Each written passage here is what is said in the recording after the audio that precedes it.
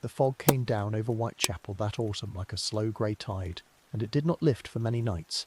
The gas lamps burned low along the cobblestones, and the smoke of coal fires hung in the air, thick as wet wool. The Thames moved somewhere below, black and quiet, and the bells of the old churches marked the small hours with a soft, tired tolling. Rain fell in a fine mist across the rooftops of the East End, and the narrow lanes glistened where the light struck them. Somewhere among those lanes, a tall man in a long dark coat walked slowly through the shadow, his hat pulled low, his heavy moustache catching the damp air.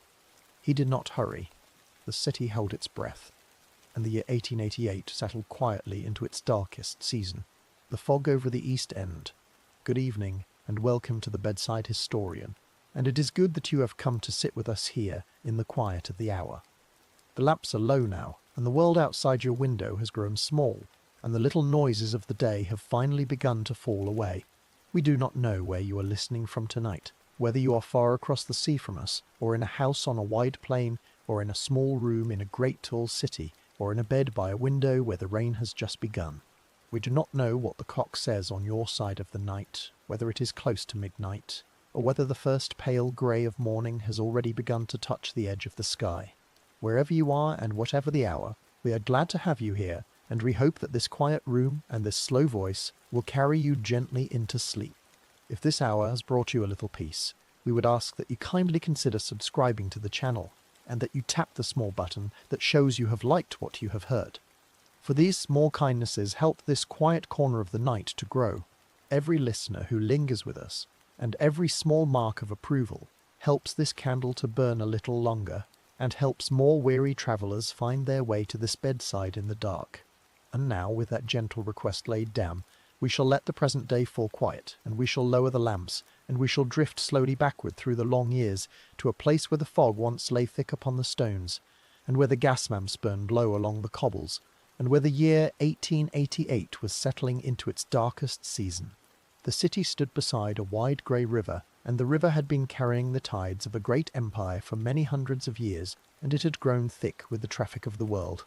Barges lay side by side along its banks, and the tall masts of trading ships rose out of the docks like a wintered forest, and the smoke from 1,000 chimneys drifted low over the water where the wind was slow to reach. The river was called the Thames, and it moved through the heart of London in a slow black curve, and along its northern shore, in the shadow of the great old tower, there lay a district known to all the world as the East End. It was not a beautiful place, and it had not been beautiful for a very long time, and it was a district of narrow lanes and crowded lodging-houses, and of soot-stained brick and small square windows, and of yards where the sun rarely fell, and of alleys where two people could scarcely pass one another without touching shoulders in the dark. Whitechapel was the name of the parish that lay at the heart of this district, and Whitechapel had once been open ground where the pale stone of a small church had given the parish its name. But the fields were long gone now, and the church stood surrounded by a thick sea of tenements and rookeries, and it looked out upon streets that had grown crooked with time. The lanes turned upon themselves like the coils of a rope, and they carried names that had come down from older centuries. Dorset Street, and Hanbury Street, and Bucks Row, and Burner Street, and Mitre Square, and Commercial Street, and Wentworth Street, and Flower and Dean Street, where the poorest of the poor were said to gather, and Miller's Court, where the lamplight fell, only for a few hours of the afternoon. These names had been spoken by generations of Londoners, and they would soon be spoken across the whole of the English-speaking world, though no one who walked those lanes in the early days of that autumn yet knew such a thing. The autumn of 1888 had come down upon London with an unusual heaviness. A long summer of dryness had given way at last to a slow and steady dampness, and the first frosts were still weeks away, and the air held instead a wet, low-hanging cold that pressed down on the rooftops and refused to lift. The fogs of London were not a rare thing at any time of the year, but the fogs of that particular autumn were spoken of afterwards as thicker than most, and they came down over the streets in a slow grey tide that softened every corner and drank up every distance. The Londoners called these fogs by many old names, and the poorest of them called them pea-soupers for the thick yellow colour they took on when the coal smoke was heavy in the air, and the more genteel folk spoke of them as a heavy mist, and the newspapers wrote of them as a veil that had fallen upon the town. Whatever name they were given, they made the streets small, and they made the lamps dim, and they made every footstep sound louder than it was. The gas lamps of Whitechapel were fewer than the gas lamps of the West End, and they burned lower, and they were set further apart, and the small pools of light they laid upon the cobbles left long stretches of dark between them. The man walking the length of Commercial Street after nightfall would step from lamp to lamp as though crossing a shallow stream by way of loose stones, and between each pool of light he would pass through a stretch of shadow deep enough to hide a horse. The lamplighter came each evening at dusk with his long brass pole, and he raised the small flames one by one along the mains and along the wider lanes, and in the narrower alleys and yards there were no lamps at all, and the light of a single window falling upon the cobbles was all that a passer-by had to guide him. In such places the darkness gathered thickly, and it lingered until the coming of the pale grey dawn. The coal fires of the parish burned in every room where a room could be afforded, and there were tens of thousands of such rooms, and each fire lifted its smoke into the low autumn sky. The smoke rose slowly and hung low, for the air was too still to carry it away, and it settled over the rooftops in a thick brown layer that filtered the light of the moon and dulled the light of the stars. By morning the sills of the windows would be black with soot, and the collars of the working men would be grey by the time they reached their labour, and the small white kerchiefs that the poorer women wore about their throats would show the mark of the air after a single hour in the open. The smell of coal smoke lay upon everything, and it mingled with the smell of the river, and with the smell of the tanneries at the eastern edge of the parish, and with the smell of the horses that were tied in every mews and yard, and with the smell of boiled cabbage and cheap beer that drifted out from the open doors of the public houses and cheap beer that drifted out from the open doors of the public houses. The public houses of Whitechapel stood on almost every corner, and their windows glowed with a warm yellow light against the grey of the fog, and their doors swung open and shut through the whole of the evening and the whole of the small hours. The 10 bells stood on the corner of Commercial Street and Fournier Street, and the Britannia stood on Dorset Street beside the great dark bulk of Christ Church, and the Frying Pan stood at the corner of Brick Lane, and the White Hart stood on Whitechapel Road with its lamps burning late. Inside these houses the working people of the parish drank gin and porter and dark ale, and they warmed themselves before the small fires that were laid in the great open hearths, and they lingered as long as the price of a glass would allow them to linger, for the streets outside were cold, and the lodging-houses were colder still, and the lodging-houses were colder still, and a corner of a warm public bar was often the last thing standing between a man or a woman and the long shivering hours of the night. The lodging-houses of Whitechapel were the great grey warehouses of the parish's poor, and they stood in long rows along Flower and Dean Street, and along Thrall Street, and along Dorset Street, and each of them held many small beds, and each small bed cost 4pence for a single night. A man or a woman with 4 pennies in their pocket could climb the stair to a long low room, and they could lay themselves down on a straw mattress in a row of many such mattresses, and they could sleep beneath a coarse grey blanket for a few hours before the doss-house keeper came at dawn to turn them back out into the street. Those with only 2 pennies could sit in the kitchen of the lodging-house through the night, upright upon a bench, with a length of rope stretched before them, and they could lean upon the rope as they dozed, and this was called the 2-penny rope. Any traveller with no pennies at all could not enter at all, and they walked the streets from dusk until dawn, and they slept where they could, in a doorway, in a yard, in the shadow of a wall, and many of them did not sleep at all.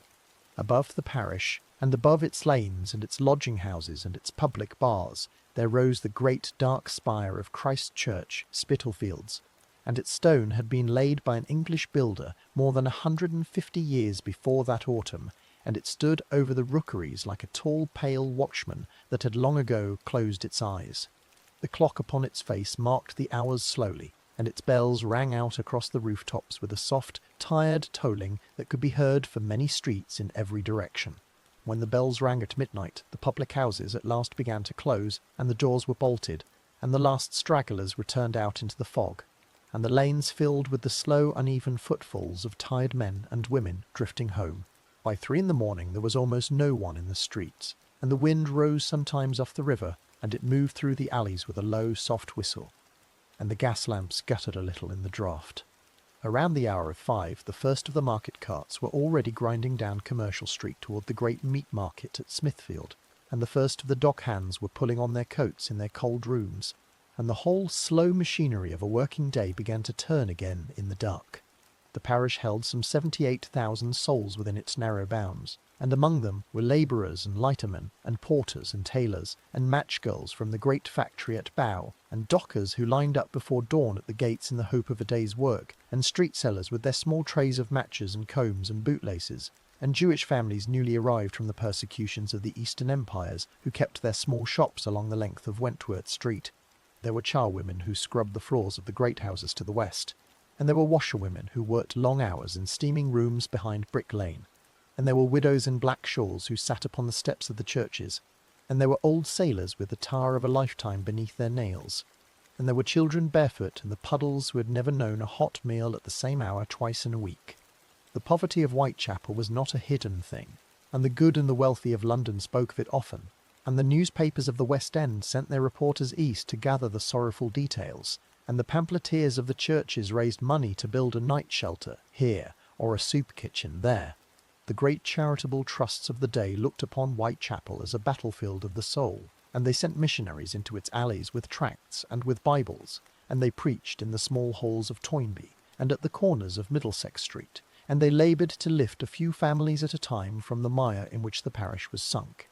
And yet for every family lifted, 10 more sank, for the tides of the empire drew the poor into London faster than any charity could draw them out again. By day the district was loud, and by night it was almost silence, and it was in that night silence, between the last bell of the public houses and the first cart of the morning market, that the fog lay heaviest upon the stones. The gas flames burned low, and the rain fell in a fine cold mist, and the sound of a footstep upon the cobbles carried further than it ought to have carried, and it was often the only sound at all. A door might close somewhere in the distance, and a cat might cry from a yard, and a drunken singer might stagger home along Brick Lane with a scrap of an old ballad on his lips. Beyond these small human sounds there was only the slow breathing of the great grey city, and the low tolling of Christchurch, and the far, faint, patient movement of the Black River as it carried the tides of the empire out to sea. And somewhere within that fog, on one of the first cold nights of the autumn of 1888, a lamplighter was just then turning the corner of Berners Street with his long brass pole raised above his head, and the small flame at its tip was catching the damp air, and it was reaching upward toward the glass mantle of the lamp above him, and the flame was hesitating there in the wet dark before it took hold. The century that made the alley.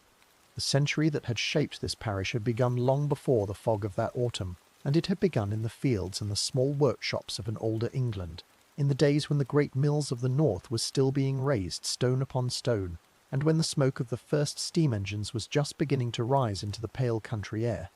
The old England had been a land of villages and of parish churches and of narrow lanes between hedgerows, and it had been a land where a family lived for many generations upon the same few acres, and where the tools of the labourer were the sickle and the flail and the wooden plough, and where the pace of a life was set by the turning of the seasons and by the ringing of a small bell in a small tower.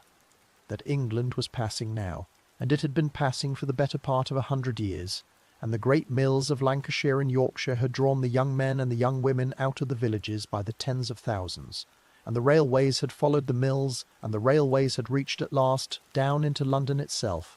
and they had brought with them the labouring poor of every county in the kingdom. The trains came into the great stations of Euston and King's Cross and Liverpool Street, with their heavy iron wheels grinding against the rails, and they carried in their carriages the daughters of Norfolk farms and the sons of Cornish tin mines, and they carried the Welsh from the coal valleys and the Scots from the Crofting Hills, and the Scots from the Crofting Hills, and they carried the Irish who had fled the long famine of the 40s and who had come to London with nothing but the clothes upon their backs. The Irish had come in the greatest numbers of all, and they had come first as families half-starved from the failure of the potato in their own green fields, and they had settled in the streets around Wapping and Limehouse and along the narrow lanes north of the docks, and they had raised their small Catholic chapels among the older parishes of the Church of England, and they had brought with them the memory of a hunger that never quite left the eyes of those who had lived through it.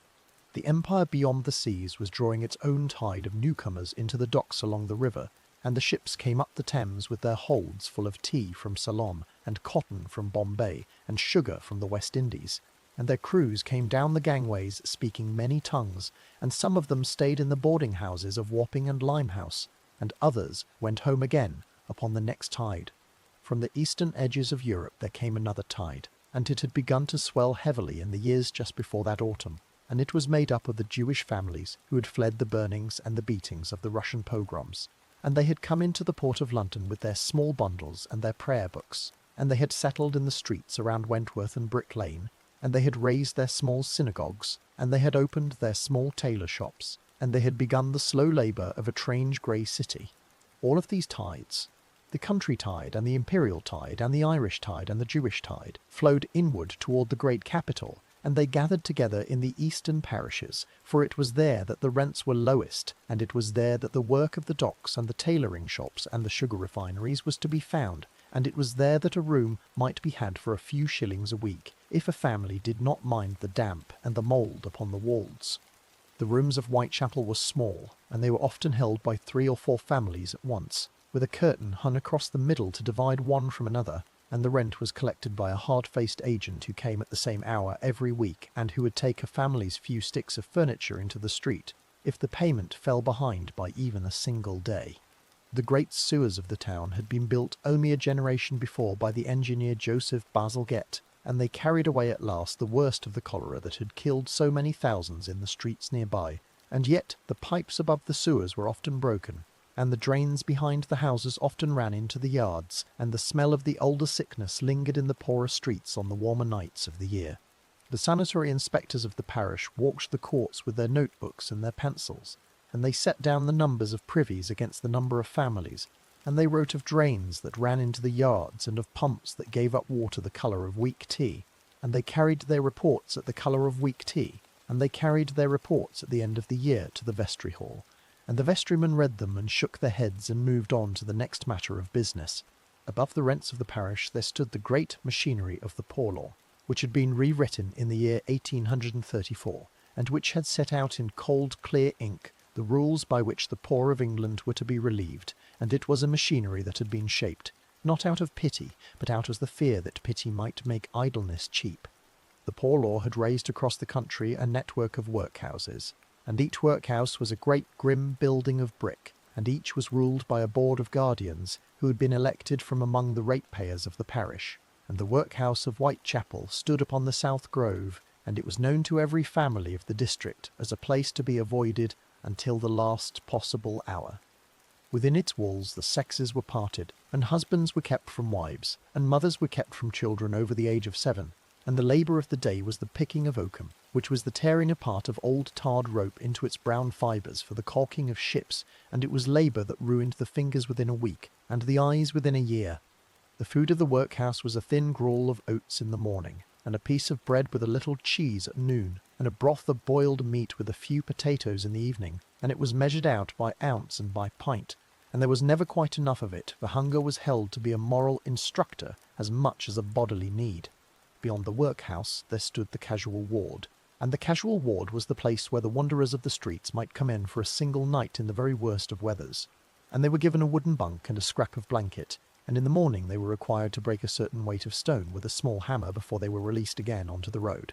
The law that ruled the streets outside these institutions had its own great machinery, and it was a machinery of magistrates and clerks and constables and warders, and its throne stood high in the pale stone of the Old Bailey, and its lower court sat in the police stations of Leman Street and Commercial Street, where the drunkards and the thieves and the beggars of the parish were brought each morning before a weary man in a black coat. The magistrates were not cruel men by the standards of their century, and many of them were fair according to their lights.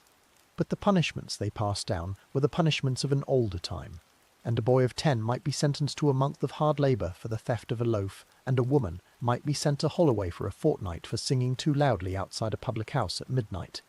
The constables of the Metropolitan Police walked the streets in their long dark coats and their tall helmets, and each of them carried a wooden truncheon and a small brass whistle, and they were paid a wage of some 24 shillings a week, and they walked their beats in all weathers, and the beats of the Whitechapel division were among the hardest in the whole city. Above the magistrates there stood the great courts of the land, and above the courts there stood the Home Secretary in his high office in Whitehall, and above the Home Secretary there stood the aged Queen in her long widowhood at Windsor, and above the Queen there stood the mystery of the Empire itself, which stretched from the ice of the northern seas to the heat of the Indian plain, and which had been gathered together over the labour of many generations. The Queen had worn only black since the death of her German prince in the year 61, and she had not been seen much in her capital for many long years, and her image was carried instead upon the pennies and the shillings and the sovereigns of the realm, and the poor of Whitechapel had known no other monarch in the whole of their lives. The wealth of that empire flowed inward through the docks of the East End, and it lay stacked in the warehouses of Wapping and St. Catherine's in great pyramids of chests and bales and barrels, and it was insured by the underwriters of Lloyd's in the Royal Exchange, and it was embanked by the merchant houses of the city, and yet almost none of it lingered in the lanes of Whitechapel through which its bearers walked home at dusk. The dockers of the parish laboured for a wage of 5d. an hour, when there was labour to be had, and often there was no labour at all, and a man might stand at the dock gates from 4 in the morning until 9 in the morning and be told at last to go home again for the day, and he would walk back to his family with nothing in his pocket, and his children would go to bed hungry, and the next morning he would rise again in the dark and try once more. The women of the parish laboured too, and the work of a working woman was harder still than the work of a working man, for it was doubled by the labour of the home, and a woman would rise before dawn to light the small fire in the grate, and she would boil water for tea, and she would carry her infant on her hip through the yard to the shared privy at its end, and she would then walk to a tailor shop or a match factory or laundry, and she would work there for 12 hours or 14 hours, and she would return home in the dark to feed her children upon whatever bread was left in the cupboard that the couple vitaed St. Behemoth. The great match factory of Bryant and May stood at Bow, and every morning the long lines of the match girls could be seen walking eastward along the Mile End Road, and their fingers were often stained yellow from the phosphorus they handled, and some of them had the sickness of the jaw that came from that phosphorus, which the doctors of the day called phossy jaw, and which ate slowly through the bone of the mouth. In the summer of that same year of 1888, the match girls had walked out from Bryant and May in a great strike, and they had marched together along the streets of the East End in their aprons and their bonnets, and they had won for themselves a small betterment of their wages, and their strike had been spoken of in every public house of the parish, and the poor of Whitechapel had watched it with quiet pride, for it was a rare thing in that century for the very poorest to be heard at all. The tailoring shops of the parish were another world of long labour, and they were called sweatshops even at the time, and they lay behind the plain doors of Wentworth Street and Hanbury Street, and along the small courts off Brick Lane, and the men and the women who worked there sat pressed together upon low benches, and they stitched coats and trousers and waistcoats by the light of a single gas jet, and they were paid by the piece, and they laboured often from 6 in the morning until 10 at night. The costermongers of the parish rose long before the dawn, and they wheeled their small barrows down to the great markets at Covent Garden or at Billingsgate, and they returned with apples or with fish or with cabbages, and they set up along the curbs of Petticoat Lane and along Whitechapel Road, and they called out their prices in the old traditional cry that had been heard in London streets for many hundreds of years. The pawnshops of the parish stood upon every second corner, and their 3 brass balls hung above the pavement as they had hung above such shops since the days of the merchant princes of Florence, and behind their counters the pawnbrokers took in the small tokens of many small tragedies: a wedding ring, a woolen shawl, a christening spoon, a workman's hammer, a woman's bonnet, and they paid out a few pennies against the promise of their return. The faith of the parish was many faiths, and it moved through the streets in many forms, and the great old Church of England kept its spires above the rooftops and rang its bells above the fog, and the dissenting chapels stood in their humbler buildings along Cable Street and Commercial Road, and the Catholic Church at Prescott Street served the Irish who had come across the sea, and the synagogues of the Jewish streets kept their Sabbaths behind the plain doors of Wentworth Street. Beside these houses of worship there stood also the mission halls of the Reformers, and the Salvation Army had raised its banners of blood and fire only a decade before, and its uniformed lassities could be seen on the corners of Whitechapel Road, beating small tambourines and calling the drunkards out from the public houses, and they were laughed at often, and they were pelted often, and they were umphnailded often, and they went on with their work in the drizzle. The Anglican vicars of the parish laboured too, and Samuel Barnet at St. Jude's had opened Toynbee Hall in '84 as a house where the young men of Oxford and Cambridge might come and live for a time among the poor, and he preached that the great gulf between the East End and the West End might be closed by patience and by learning, and by the slow sharing of a kettle and a book across the threshold of an evening. The great charity of Dr. Barnardo had also risen from the streets of the parish, and it had begun in a small mission in Stepney, where a young Irish student had gathered together the barefoot boys of the alleys, and it had grown by that autumn into a chain of homes across the country, and its founder, was known to walk the streets of the East End by night, looking for children asleep upon the steps of the churches. The London hospital stood in its great stone bulk upon the Whitechapel Road, and its wards received the injured and the fevered of the parish through the whole of every day and every night, and its long dark corridors smelled of carbolic acid and of the ether that had lately come into use for the setting of a broken bone, and the students in their black frock coats moved along its wards learning the trade of surgery upon the bodies of the poor. The schools of the parish had been raised only in the last 20 years, for it was not until the Elementary Education Act of 1870 that the state had built schoolrooms for the poor at all, and the great red brick board schools of the East End now rose above the rooftops in their sober new fashion, and the children came to them in their patched pinafores and their bare feet, and they learned their letters and their sums in rooms warmed by a single small stove. Yet many of the children of the parish did not come at all, for their families needed the few pennies they might earn upon the streets selling matches or watercress or bootlaces, and the school board men walked through the alleys with their notebooks trying to gather the truants, and they were often met with hard words and shut doors, and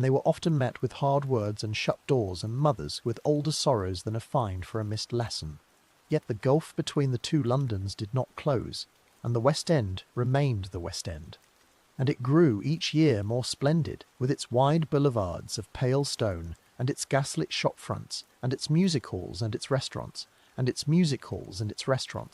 and its ladies passing in carriages beneath the yellow globes of the new electric lamps that had begun to appear along the embankment.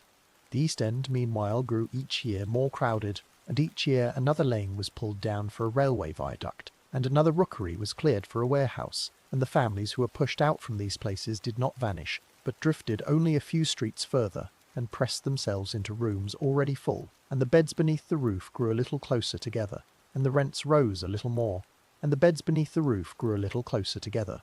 Between these two Londons there ran the invisible line that the reformers had long spoken of, and it was said that a gentleman who walked from Piccadilly to Aldgate might feel as though he had crossed from one country into another, and yet the two Londons were the same city, and they were bound together by the same river, and by the same law, and by the same distant queen, and by the same slow bells of the same great churches. Within the East End, the small comforts of life were bought at a heavy price, and a loaf of bread cost a penny, and an ounce of tea cost twopence, and a pint of beer cost twopence also, and a room in a lodging-house cost fourpence, and a glass of gin cost a fourpence, and a glass of gin cost a penny in the meanest of the public houses, and it was often the gin that was reached for first, because it was cheap, and because it was warm, and because it took the edge from the cold and the ache from the joints and the memory from the mind for a little while. The gin was sold on every third corner, and it was drunk by men and by women, and sometimes by children, and the temperance societies preached against it from every pulpit and every mission hall, and the reformers wrote long pamphlets on the evils of drink, and the working poor listened where they could bear to listen, and they turned back to the glass because there was little else within reach that was warm at all. The gaslight burned above all of these lives, and it burned in the halls of Parliament, and in the drawing-rooms of Belgravia, and in the small kitchens of Whitechapel alike, and it was the same great tide of coal gas that was piped beneath the streets from the works at Beckton and at Bromley by Bow, and it was the same yellow flame that lit the wealthy at their supper and the poor at their last cup of tea before the fire fell to ash. The gas made the fog heavier, for the gas was fed by coal, and the coal was burned by the ton, in every kitchen and every parlour and every workshop and every foundry across the great city, and the smoke of all those fires drifted upward into the low autumn sky, and it hung there through the long damp evenings, and it filtered the light of the lamps into a soft yellow haze. It was into this haze that the poor of the parish walked each night, and it was in this haze that the doors of the public houses were opened and closed, and it was in this haze that the last stragglers made their way back to the lodging-houses along Flower and Dean Street, and it was in this haze that the women of the streets went out to earn the fourpence that would carry them through until the morning. The century then had built the alley, its factories had drawn the poor into the city, and its poor law had denied them shelter but for the workhouse, and its courts had shortened their patience, and its rents had crushed them into the crooked lanes, and its gaslight had drawn its soft yellow veil across all that it had made. The Empire had ordered its wealth into the docks, and the Church had opened its doors, and the reformers had raised their tambourines, and the magistrates had passed their sentences. And yet at the end of all this ordering and preaching and reforming there remained a district of many tens of thousands of souls who slept upon straw for fourpence a night and rose in the dark to labour for pennies until the light failed again. This was the machinery that had pressed the crooked lanes of Whitechapel into the shape they had come to bear, and it was a machinery that had not been built in a season, but over 100 long years of iron and coal and steam and law. And in the low grey damp of that autumn evening, as the lamplighter of Berner Street lowered his brass pole at last and moved on into the next narrow street, and as the small yellow flames took hold one after another along the length of Commercial Road, the same century that had built the alley now bent its slow attention upon the women who kept the lodging-houses running with their small daily coins, and who moved through the fog with their shawls drawn tight against the wet, and whose footsteps could just now be heard along the wet cobbles, one weary tread after a walking under Gafar. The women of Whitechapel. The women of Whitechapel rose before the men rose, and they went to bed after the men had gone to bed, and their hours were the longest hours in the parish, and they were the hours that no clock upon a mantelpiece was ever set to measure. In the small grey light before the dawn, a woman would already be moving through the yard of a lodging-house or a shared court, and she would be carrying a bucket to the pump, and the pump would groan with the cold as she worked the handle, and the water would come out slow and thin and iron-tasting, and she would carry the bucket back across the wet cobbles with her shawl drawn tight across her shoulders. She would set the water upon a small hob in a shared kitchen, and she would coax the fire to life with a scrap of old newspaper and a few chips of coal, and she would wait beside the flame with her hands held out for a little of its warmth, and she would think of the day that lay ahead of her before she had yet spoken a word to any other soul. The women of the parish were of many kinds, and each kind had her own mourning and her own labour, and each carried her own small courage into the cold. There were the wives of the dockers, and they packed a small parcel of bread and cheese for their husbands to carry to the gate at dawn, and they mended a torn coat by the light of a candle at midnight, so that the coat might be worn again at the pier the next day. There were the mothers of the tenement rooms, and they warmed a pan of milk for a child upon the same small hob, and they combed the child's hair with a broken comb, and they walked the child through the fog to the board school upon Old Castle Street or Bucks Row, so that the child might learn its letters for 2 hours before the hunger of noon set in. There were the widows, and there were many of them, for the work of the docks and the fever of the tenements and the illness of the throat that came from the phosphorus at Bryant and May all took men and women early, and the widows kept a little black shawl folded upon a shelf against the day when it would next be needed. There were the washerwomen who worked in the steaming rooms behind Brick Lane, and their hands were red from the lye and the boiling water, and the skin of their fingers grew soft and cracked from the hot cloth, and their aprons were forever wet through, and the smell of soap and starch clung to their hair long after they had climbed the stairs to their own small rooms. There were the charwomen who walked west each morning to scrub the steps and the floors of the great houses of Bloomsbury and Marylebone, and they carried a small pail and a stiff brush in a canvas bag upon their arm, and they were paid a shilling for a day of kneeling upon a cold stone step, and they walked back east in the evening, with the ache of that kneeling settled in the bones of their knees. There were the seamstresses of the tailor shops of Wentworth Street and Hanbury Street, and they sat pressed together upon low benches under the single gas jet, and they stitched the seams of coats and trousers by the piece, and the light was so poor that many of them lost the sharpness of their sight before they reached their 40th year. There were the flower sellers who stood at the corner of Aldgate with their small trays of violets and cornflowers, and they cried their prices in the cold, and they wrapped their fingers in strips of old cloth against the frost, and they went home with what few coppers they had earned tied up in a corner of a handkerchief. They were the match girls of Bryant and May at Bow, and they walked the Mile End Road in long lines at the first pale hour of the morning, and their fingers carried the yellow stain of the phosphorus long into the evening, and some of them wore a small kerchief tied about the lower half of the face against the fumes of the great factory floor. There were the barmaids of the 10 Bells and the Britannia and the Frying Pan, and they stood behind the long brass counters of the public houses for 12 and 14 hours at a stretch, and they poured gin and porter and dark ale by the glass and by the quart, and they smiled at the drunkards and at the sober men alike, and they carried the trays of empty vessels back through the swinging doors with an aching wrist and a weary smile. There were also the older women whom the century had used the hardest, and who kept no fixed room of their own, and who slept where they could find 4p for a bed or 2p for the rope, and whose lives had once held the shape of a marriage and a home and a child now lost to the fevers or the workhouse or the sea. these women wore the long dark skirts of the parish, and the woolen bodices patched a dozen times over, and they wore small black straw bonnets tied beneath the chin, and they wore hobnailed boots that had come from the pawnshop at Middlesex Street more than once. Their shawls were the colour of ash, and their fingers were red at the knuckles from the cold, and their eyes had the tired, steady look of women who had learned long ago not to expect a kind hour before it came. They walked the streets of the parish with a quiet, worn dignity, and they knew the names of every lodging-house keeper and every publican and every constable upon every beat, and they knew where a fire might still be burning at midnight, and they knew where a doorway might give a little shelter from the rain. The lodging-house was the fixed point of many of these lives, and the lodging-house of Flower and Dean Street was known through all the parish as the great dormitory of the poor, and it stood in a long row of narrow brick fronts with plain wooden doors, and above each door there was a small brass plate that gave the number of the house and the price of the bed. A woman with fourpence in her hand could climb the stair to a long low room with many small beds set close together, and she could lay herself down beneath a coarse grey blanket, and she could sleep for a few hours in the company of 30 other tired women, and she could rise again before dawn when the keeper came through with his lantern and turned the tenants back out into the street. The keepers of these houses were hard men, and sometimes hard women, and they knew every face that came through the door, and they knew whose money was reliable and whose was not, and they knew when a lodger had been drinking and when she had not, and they kept the counting book upon a small shelf beside a candle in the kitchen.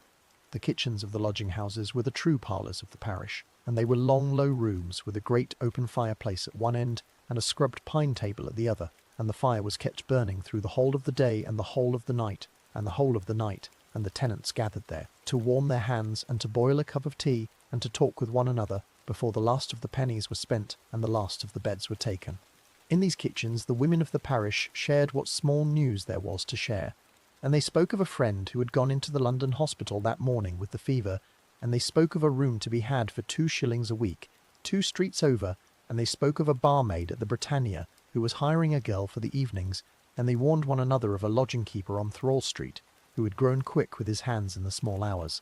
The pawn shops of the parish were the second fixed point of these lives, and their 3 brass balls hung above the pavement at every second corner, and behind their counters the pawnbrokers took in the small tokens of many small tragedies. A woman would carry her Sunday bonnet into the pawn shop on a Monday morning and receive a shilling against it, and she would carry the shilling home to pay the rent, and she would work through the week to earn back the shilling and the small fee of interest that had gathered upon it, and on the Saturday evening she would return to the shop and lift the bonnet down from the wooden peg and carry it home again beneath her shawl.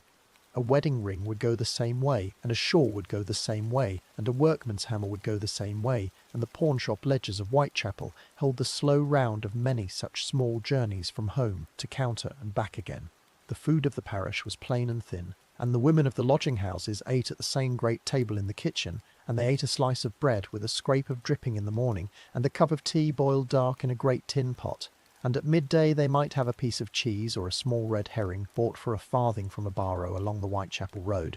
In the evening they might boil a few potatoes in the shared pot upon the hob, and they might share out a scrap of bacon between 4, and they might drink their tea again with a little sugar if a lucky penny had come their way that day.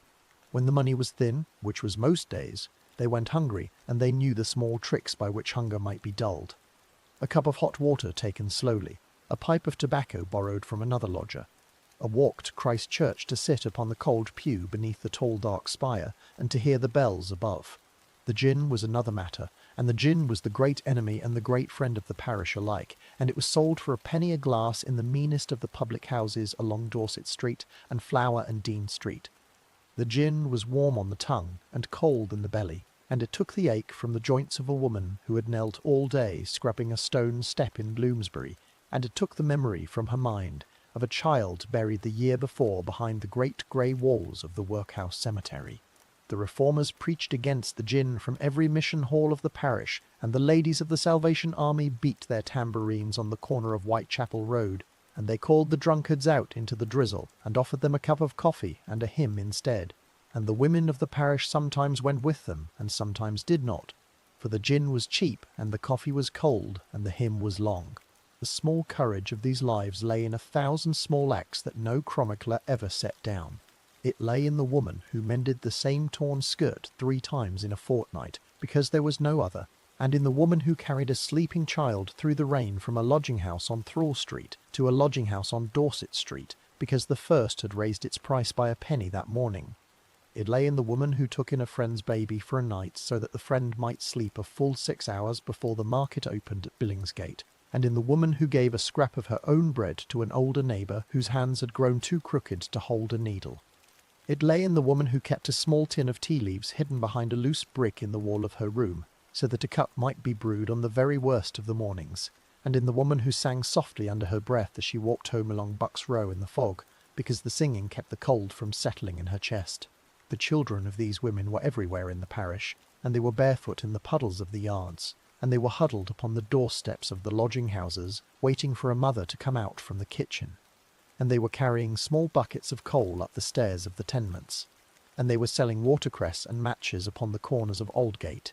The mothers watched them go into the streets each morning with a hand raised in farewell, and the mothers waited for them each evening at the doors of the lodging-houses with a shawl folded upon the arm, ready to wrap a cold small body against the fog. The children were often taken into the workhouse when a mother could not feed them, and the mothers walked away from the great grey gates of the South Grove with their heads bent and their shawls pulled across their mouths. And they came back on the visiting days with a little parcel of sugar or a scrap of ribbon, and they left again in the same silence. The sickness of the parish moved through the lodging-houses in slow tides, and it took the very old and the very young in the coldest weeks of the winter, and it took the strong in the fevers of the summer, and the London hospital carried away the worst of it into its long stone wards.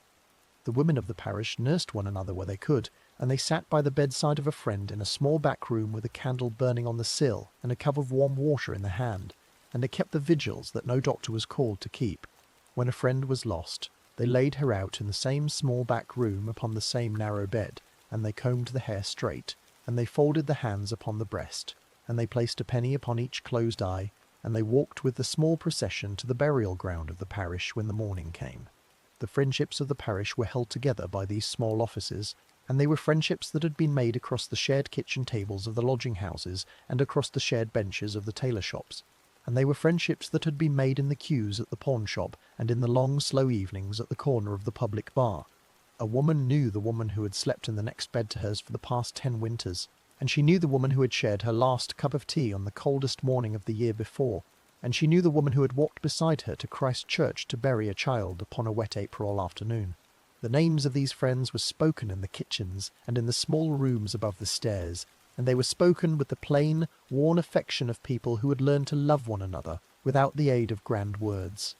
The evenings of these lives came down slowly, and the shawls were drawn a little tighter about the shoulders, and the fires were coaxed a little higher in the shared grates, and the last of the tea was poured out from the tin pot, and the last of the bread was cut into small, careful slices. Then the doors of the lodging-houses swung open once more, and the women moved back out into the fog, and the small pools of gaslight fell upon their bonnets and their shawls, and they walked the length of Commercial Street and Dorset Street and Flower and Dean Street, toward whatever few coppers the coming hours might bring, and toward whatever bed those coppers might buy them at the end of the night.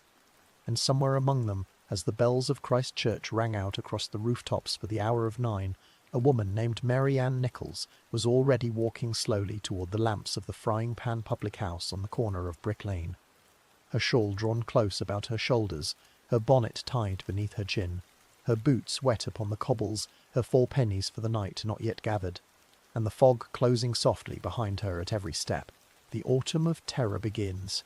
The night of the last day of August had settled slowly over Whitechapel, and it had settled with the same low damp weight that had lain upon the parish for many nights already, and the gas lamps burned low along Bucks Row where the horse slaughterers of Barber's Yard were still at their labour behind the High Plain Gate. The row was a narrow lane at the eastern edge of the parish, and it ran between the blank brick walls of a board school on one side and the long low fronts of a row of small terraced houses on the other, and it was lit at each end by a single gas lamp, and between the 2 lamps there lay a stretch of shadow deep enough that a man standing in it would not be seen from either mouth of the street. The cobbles of Bucks Row were wet from a fine mist that had fallen through the evening, and they caught the small yellow light of a single window here and there, and the rest of the row lay in the soft grey stillness that hung over so many of the lanes of the East End in the small hours before the dawn. The slaughter-house behind the wall was still working, for the trade of the horse butchers ran through, Most of the night, and the men within its yard were still at their sharpening stones and their harnesses and their heavy leather aprons, and the low murmur of their voices drifted out over the plain gate and into the row, and it was the only sound that fell upon the cobbles until the small hours grew very late. Somewhere far to the west a bell rang for 3 in the morning, and the mist thickened a little upon the sills of the sleeping houses, and a train whistled once in the goods yards north of the Bethnal Green Road, and then the silence came down again. The constable of the beat that night was a man named John Neal, and he walked the length of Buck's Row at a slow, steady pace as he had walked it many times before, and he carried his brass lamp swinging low at his side, and its small yellow beam moved along the wet cobbles ahead of him as he came. He passed the mouth of Winthrop Street, and he passed the gate of the stable yard, and he passed the corner of the board school, and his boots fell one after another upon the stones with the plain patient rhythm of a man 3 hours into his beat, and it was in that rhythm that his lamp swung forward at last across a bundle of dark cloth lying against the low brick wall beneath the shuttered window of one of the terraced houses.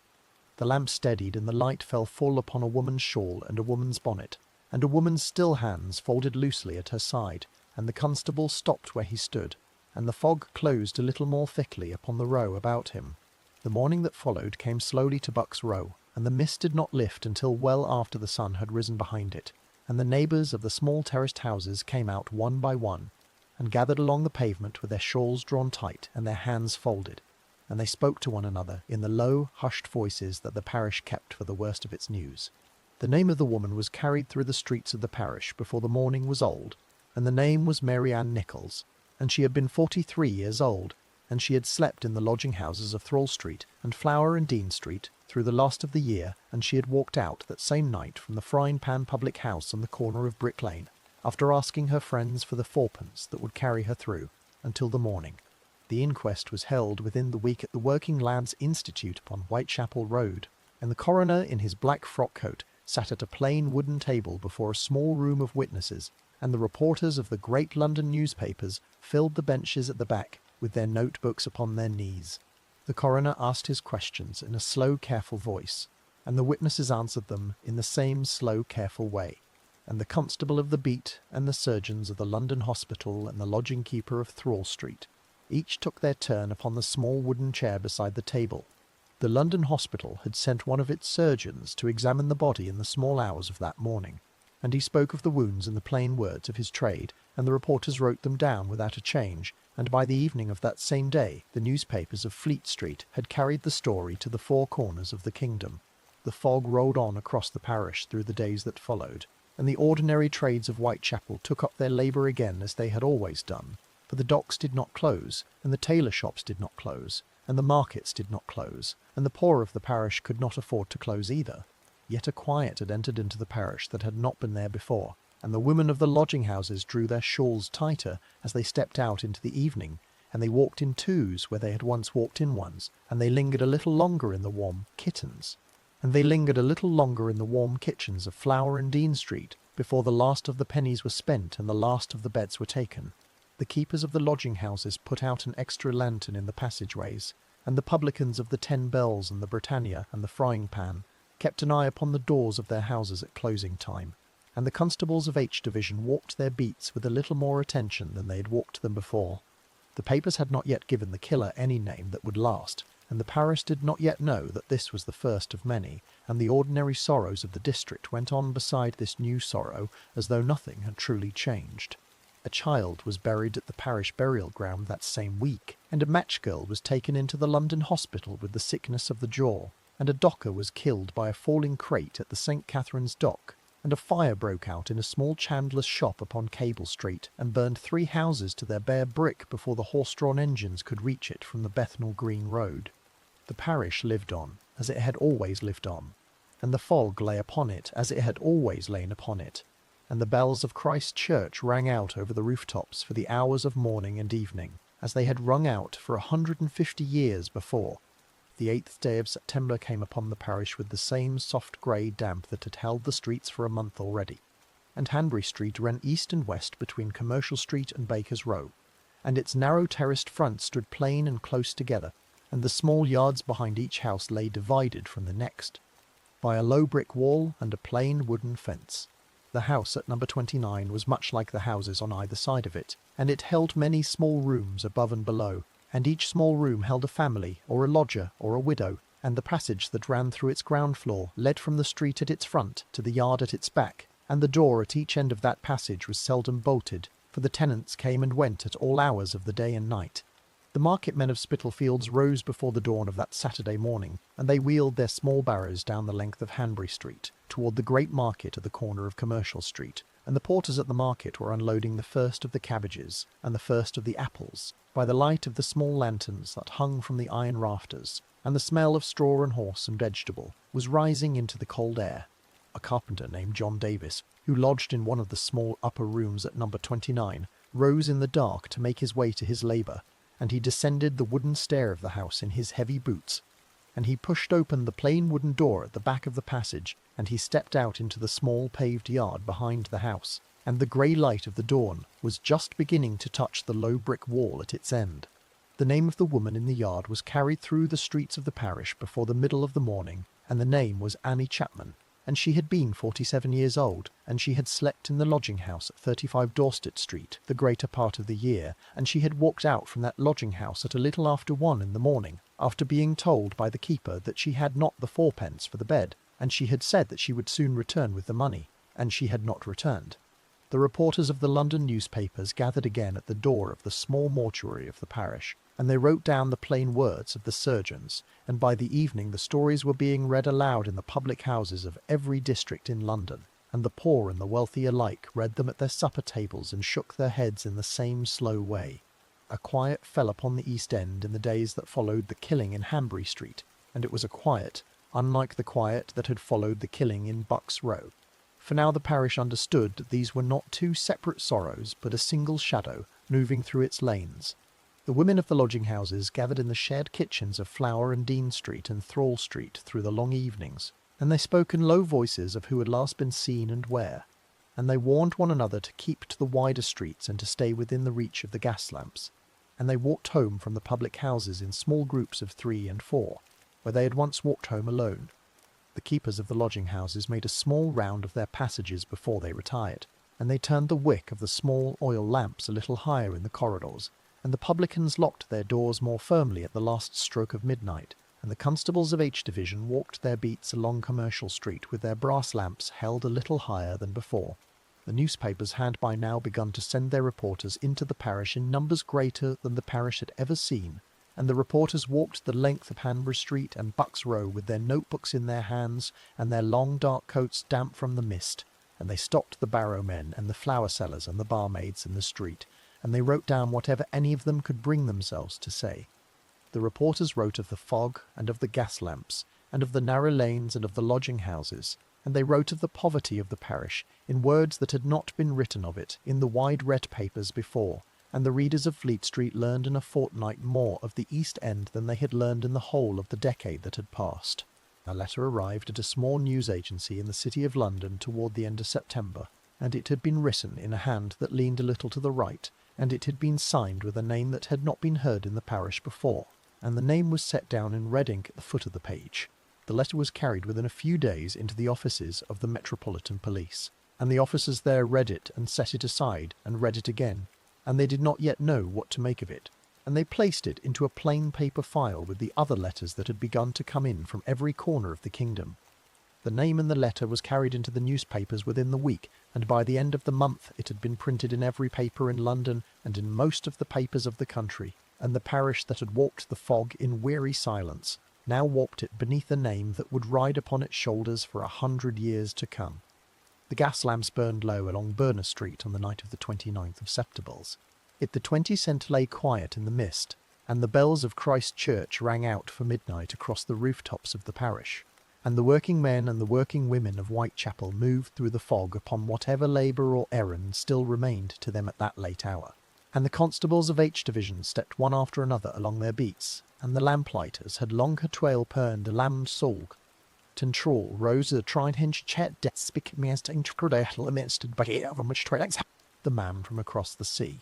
The sea between the old world and the new had grown small in the years of that same century, and the great steamers of the Cunard Line and the White Star Line and the Inman Line crossed the wide grey Atlantic in 8 days now, where the old sailing packets had once taken 30. The mail passed each week between Liverpool and New York, and the newspapers of London reached the coffee houses of Boston within a fortnight, and the newspapers of New York reached the reading rooms of Fleet Street in that same span of time. Along the docks of the Mersey and along the docks of the Thames, the great iron hulls stood tall against the sky, and the smoke of their funnels drifted low across the cold water. Each week they carried into England some hundreds of travellers from across the Atlantic, and each week they carried out of England some hundreds more. Among these travellers there came merchants and clergymen and sailors and thieves, and there came showmen and preachers and mesmerists and herb doctors. There came many quiet families in plain black coats bound for the chapels of Bishopsgate and Bloomsbury, and there came many single men in fine long coats who kept their maims close to their chests and their trades closer still. The boarding-houses of London took in all of these travellers, and they stood in long grey rows along the streets north of the great railway stations, and along the streets east of the Tower, and along the streets that ran between the London docks and the city itself. The houses of Batty Street and the houses of Berners Street and the houses of Fenchurch Street and the houses of Aldgate held their small brass plates beside their plain wooden doors, and the plates gave the name of the keeper and the price of the room and the terms upon which a lodger might come and go. The keepers of these houses were watchful women and watchful men, and they kept a small ledger in the front parlour beside a small candle. They set down in that ledger the name of every lodger and the day of his arrival and the day of his leaving, and they kept the ledger upon a shelf where the writing might be read at any hour of the night. The lodgers came into these houses from every part of the world, and they came from Boston and from Philadelphia and from San Francisco and from New Orleans. They came from Dublin and from Belfast, from Hamburg and from Rotterdam, and from the smaller cities of the American Middle West whose names were scarcely known in England. Some of them stayed a single night and were gone by the morning, and some of them stayed a fortnight and rented a room upon the upper floor and hung the coat upon the plain iron peg behind the door, and some of them stayed for a season and became known to the small streets around the house as a familiar face passing at a familiar hour. Yet many of them left no mark upon the parish at all, beyond the small line of ink in the keeper's ledger, and their comings and their goings were remembered only by the closing of a door in the passage, and the fall of a boot upon a wooden stair in the small hours of the night. Into these houses in the middle of that same year there arrived a tall American with a heavy dark moustache and a long dark coat. He took a room in a lodging-house not far from the docks, and he signed a ledger in a hand that leaned a little to the right, and he wrote the name Francis Tumblety upon the plain white page. His trade, he told the keeper, was that of an Indian herb doctor, which was the name that certain travelling men gave to the sellers of tonics and salves and small brown bottles across the whole of the American continent. A small trunk was set down in the corner of the room, and a fine long coat was hung upon the plain iron peg behind the door. The room he had taken was much like every other room in every other lodging-house of the parish, and it held a narrow bed and a plain washstand and a small deal table beside the window, and a candle in a tin holder sat upon the deal table, and a small square of looking-glass was fixed to the wall above the washstand. The window looked out upon a narrow yard, and the yard held a shed privy at its far end, and beyond the yard there rose the low brick wall of the next house, and the low brick wall of the house beyond that, and the coal smoke of the parish drifted low across the shared rooftops in the same slow way it had drifted for 100 years. The keeper of the house had rules about the coming and the going of lodgers, and the rules were plain, and they were written upon a small paper card that was pinned above the fireplace in the front parlour, and the card gave the hour at which the front door was bolted and the hour at which the front door was bolted and the hour at which it was unbolted again in the morning. The tall American did not always keep to these hours, and the keeper noted this quietly in the ledger, and the keeper said nothing at first, for the rent had been paid in coin at the door, and the coat upon the iron peg was of a finer stuff than most of the coats that passed through the house. The lodger came in late upon certain evenings, and he came in early upon certain mornings, and he spoke very little to the other tenants upon the stair. Their nods, he returned with a small nod of his own head and no more, and the fall of his boots upon the wooden stair was heavy and slow, and it could be heard from the front parlour through the whole of the passage. The lecture halls of London took in men of his trade in great numbers in those years, and the small plain halls of Islington and of Kentish Town and of the Whitechapel Road held audiences of some 50 and some 100 and some 200 at a shilling a head. The walls of these halls were hung with plain painted banners bearing the names of many herb doctors and many electricians and many mesmerists and many temperance orators. A man might hire such a hall for the price of a single evening, and he might paste a handbill upon the wall of the coffee-house next door, and he might stand upon a small raised platform at the far end of the hall and speak for an hour upon the wonders of his tonic. The audience would sit upon plain wooden benches, and would nod and would murmur. And at the end of the hour they would come forward one by one to the platform, and they would set down a shilling or a florin, and they would receive a small brown bottle wrapped in a plain paper wrapper, and they would carry the bottle home through the fog, with the promise of relief for a rheumatism or a cough or a slow sorrow of the heart. The tall American was seen upon one or two such platforms in the smaller halls of the northern parishes, and he was seen also in the coffee-houses of Bishopsgate and of Aldgate, where the travellers of his trade gathered in the late afternoons. His voice carried a plain American cadence when he spoke of his tonics, and the same cadence carried the memory of his years of travel across the wide new country beyond the sea. A fine long coat of dark cloth hung upon his shoulders, and a stiff wide collar rose about his throat, and a heavy dark moustache hid the shape of his mouth, and a broad-brimmed hat shadowed the upper half of his face, and a small silver-headed cane was carried always in his gloved right hand. He walked through the streets of the parish with a slow, steady stride, and he did not linger long in any one doorway, and he did not sit long at any one table, and the small groups of travellers in the coffee-houses spoke of him after he had left, and then they spoke of other matters, and then they spoke of him no more. The stories that trailed behind him were the stories of a man who had crossed and recrossed a wide new continent for many long years, and they had been carried into London upon the same steamers that had carried his fine long coat and his silver-headed cane. Rumour told of a young man who had once washed bottles in a small chemist's shop in the city of Rochester in the state of New York, and of that same young man taking to the road soon after with a small painted wagon and a supply of tonics and a stack of printed handbills, and of the same young man growing a heavy dark moustache and the fine long coat and a wide-brimmed hat before he had reached his 30th year. Other whispers named the cities where he had raised his platforms and hired his halls, and the cities were Detroit and Buffalo and Toronto and Montreal and Boston, and the cities were Pittsburgh and Baltimore and Washington and New Orleans. In each of them he had hired a small hall for the price of a single evening, and in each of them he had sold his small brown bottles from the platform, and in each of them a soft rumour had followed him out into the street after a season or two, and he had gathered his trunk and had moved on to the next city upon the next line of railway, or the next steamer upon the next river. Still older tales spoke of a man questioned in Washington in the year of the Great War between the American states, and of a man held for a few weeks in a small jail upon a charge that came to nothing, and of a man moving always onward, always westward, always to the next city, always to the next city, always to the next handbill, pasted upon the next coffee-house wall. Yet the tales were only tales, and they had crossed the sea by rumour and by hearsay and by the loose talk of travelling men in the coffee-houses of Bishopsgate, and they carried the plain, worn shape of many such stories that had followed many such men across many such years. The parish of Whitechapel knew nothing of these stories in the autumn of that year, and the parish had troubles enough of its own, and the fog that hung over its lanes did not part for the tall American any more than it parted for any other lodger in any other boarding-house along the streets north of the docks. He came out of his lodging-house in the middle of certain afternoons, and he walked along Commercial Road toward the small platforms in the small coffee-houses of the parishes to the west. He returned in the middle of certain nights, and the keeper heard the fall of his boots upon the wooden stair, and the keeper noted the hour in a ledger, and the keeper turned down the wick of the small oil lamp in the passage, and climbed the stair to bed.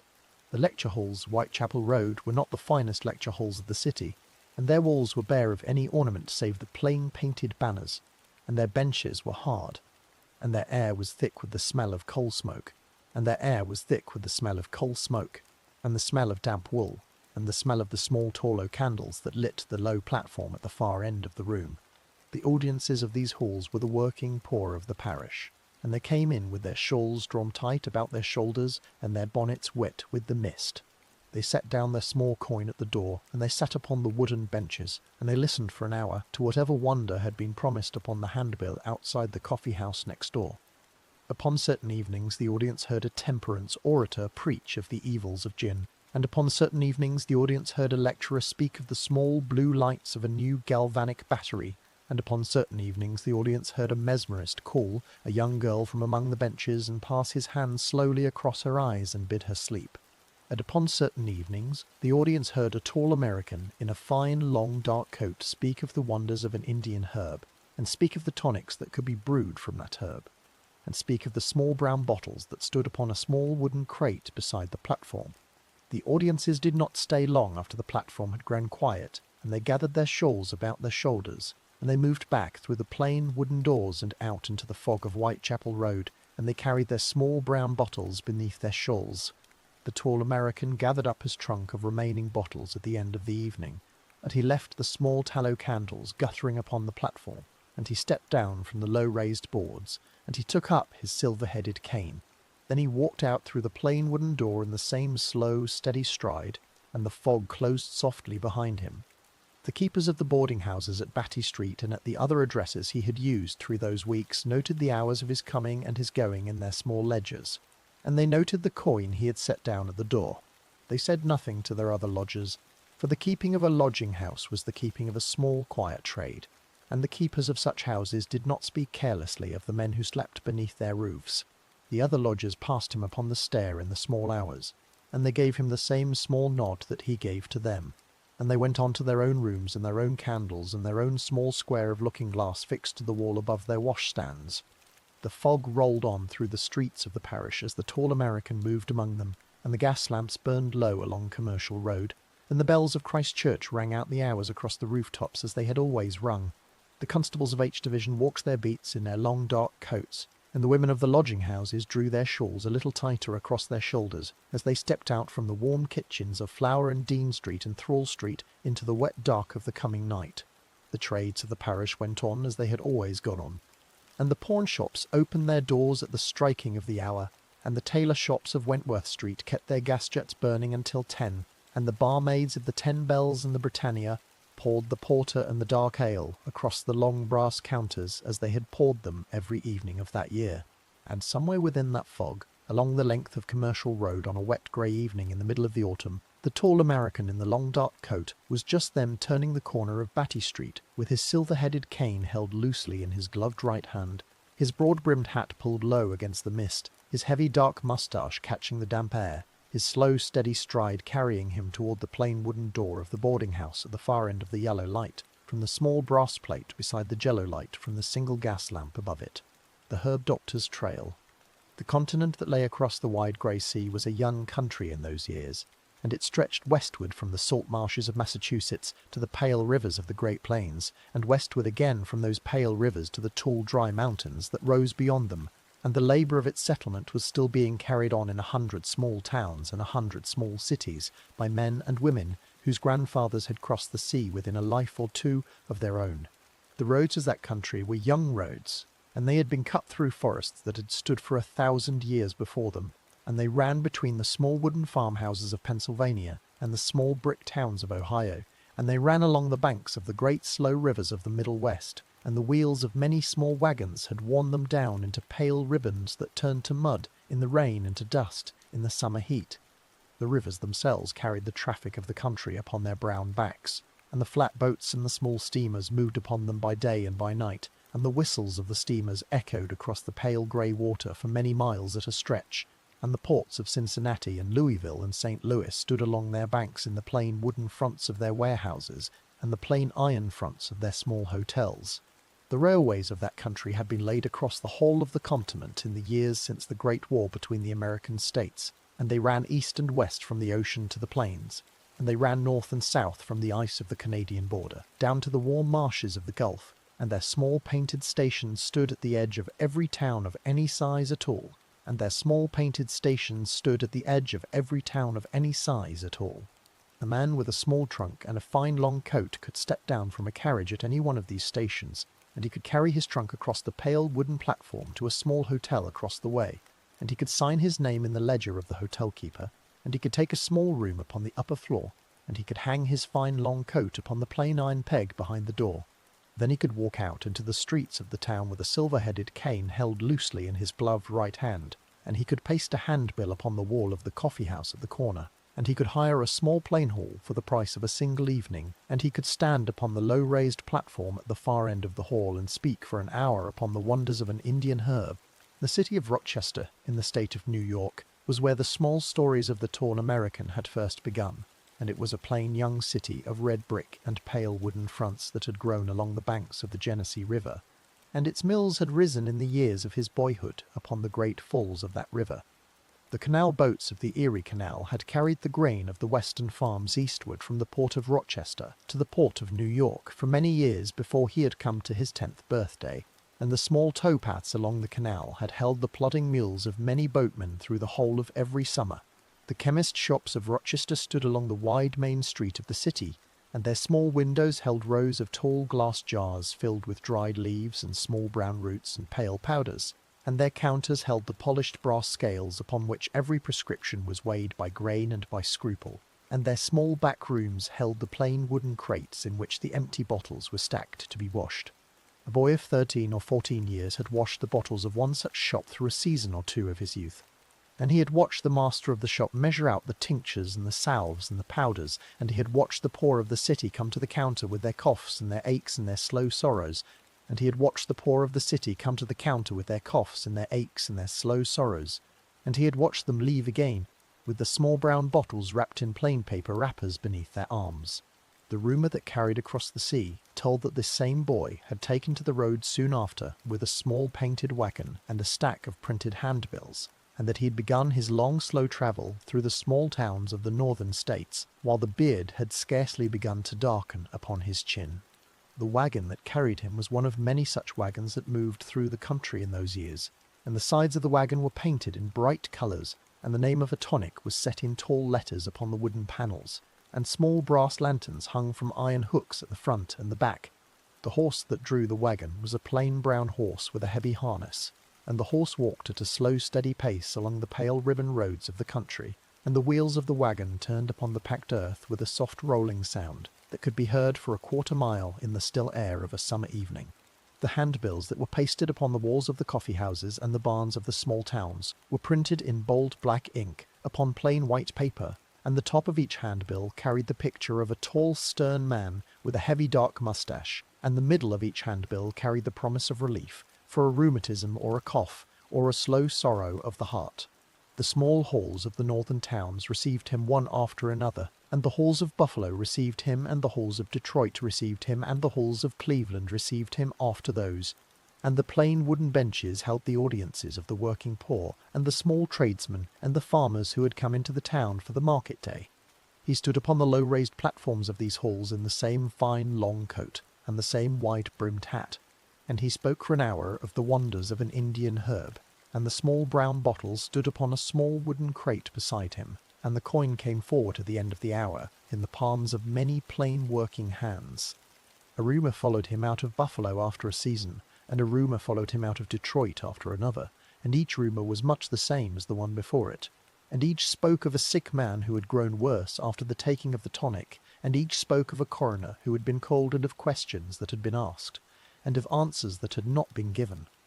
He gathered his trunk upon each such occasion, and he folded his fine long coat and laid it upon the top of the trunk, and he stepped down to the small painted station at the edge of the town, and he purchased a ticket for the next city upon the next line of railway. He rode through the night in the carriages of the great American railroads, and the small brass lanterns of the carriages swung slowly above his head, and the pale wooden fields of Ohio and Indiana and Illinois slipped past his window in the moonlight, and the whistles of the engine echoed across the sleeping country for many miles at a stretch. The border between the American states and the Canadian provinces was a plain low line of small painted posts in those years, and the trains crossed it in the middle of the night without stopping, and the passengers slept on beneath the swinging lanterns as the pale grey fields of Ontario slipped past their windows. Toronto held him for a season after Detroit, and Montreal held him for a season after Toronto, and the small halls of those two Canadian cities held the same plain wooden benches and the same working poor and the same slow evening rain against the tall front windows.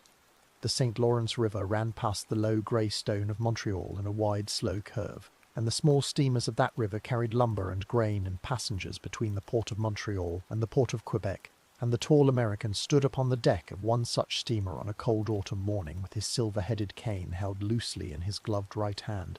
and the mist rose off the water, and the cry of the gulls came down from above. Boston received him in the year that followed, and the plain brick fronts of the Boston streets stood tall along the harbour, and the small halls of Cambridge Street and Tremont Street held the audiences of the working poor of that older city. The rumour that carried across the sea told of a season in Boston that had ended in the same slow way, and it spoke of a young man who had grown ill, and of a coroner who had been called, and of the tall American gathering his trunk once more and taking the next train southward along the coast.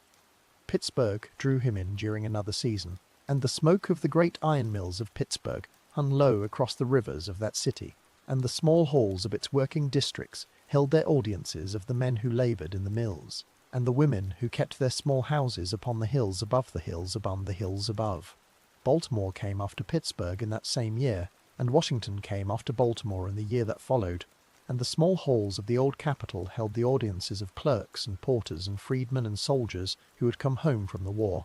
The great war between the American states had ended only a few years before, and its wounds still lay open across the whole of the country, and the widows of the northern states walked the streets in their black bonnets and their black shawls, and the widows of the southern states walked the streets in the same black bonnets and the same black shawls, and the wounded men of both armies limped along the pavements upon crutches carved from plain white pine. Washington in those war years had been a city of great confusion, and its wide dirt streets had held the tents of many regiments, and its wooden hospitals had held the wounded in long rows, and its small hotels had held travellers of every trade and every country under the wide grey sky.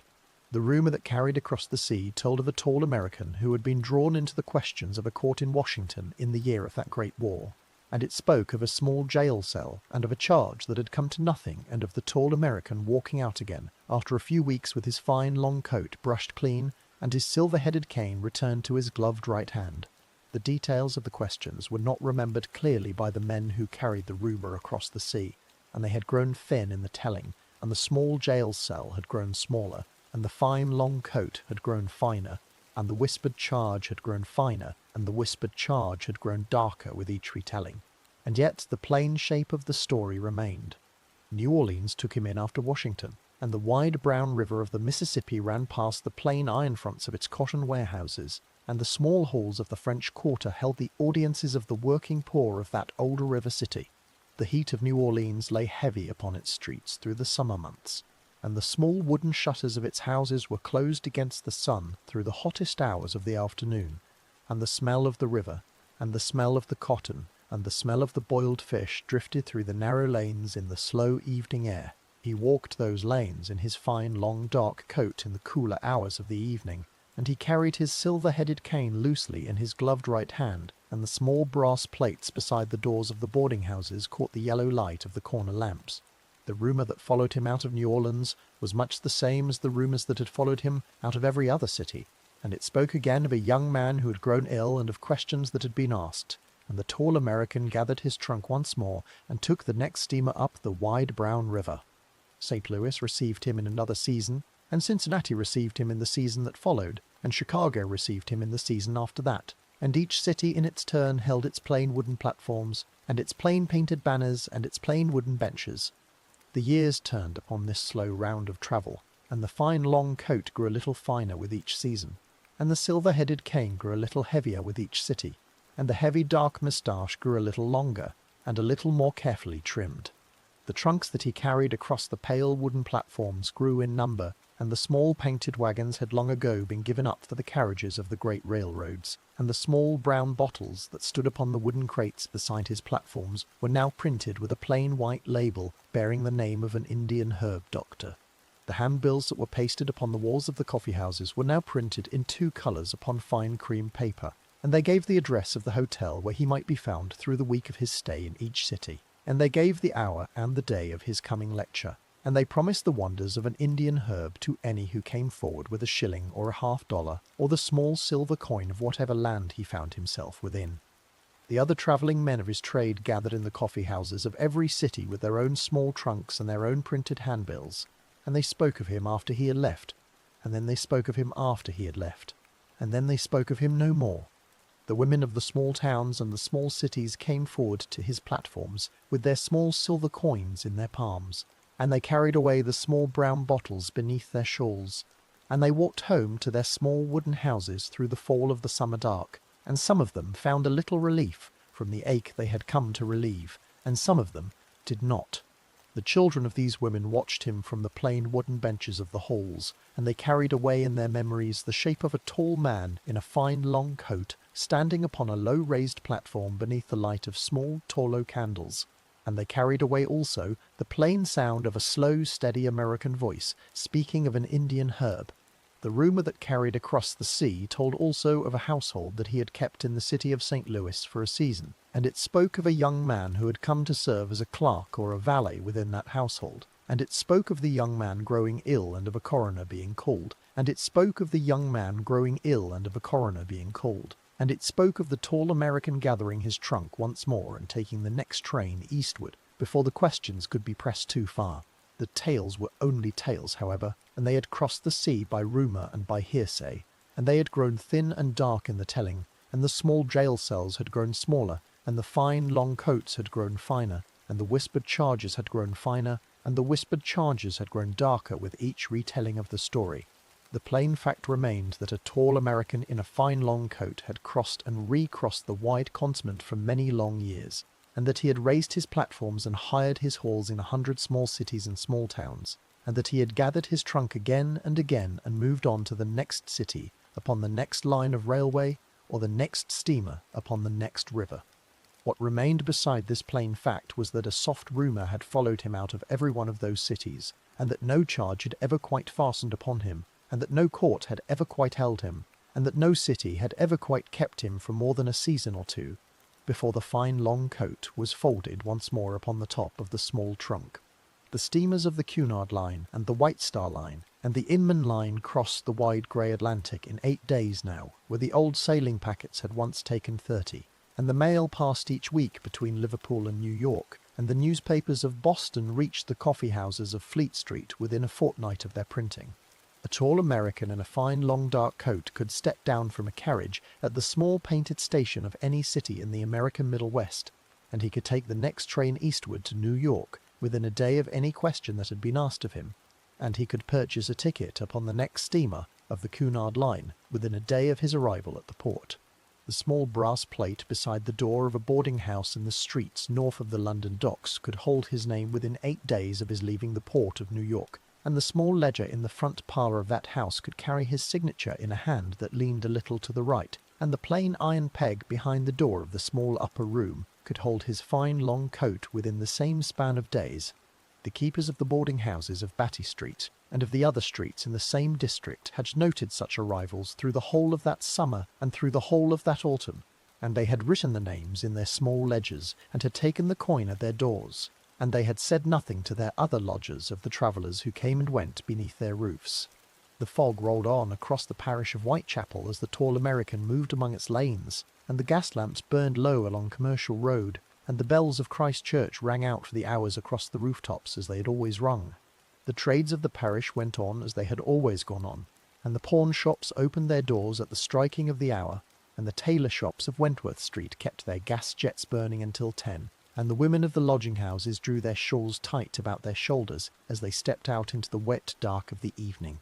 And somewhere within that fog, along the length of Commercial Road, on a wet grey evening in the last week of October, the small square of yellow light from the boarding-house at Batty Street was falling upon the wet cobbles below, and the plain wooden door of the house was standing open a little way, and the tall American was just then stepping down into the street with his silver-headed cane held loosely in his droit restan, his broad-brimmed hat pulled low against the mist, his heavy dark moustache checking the damp air, his slow steady dart, his relate durdeds to Nundusheads the Broadbereconerbat Heraldland, Scotland Yard, and the Iron Net.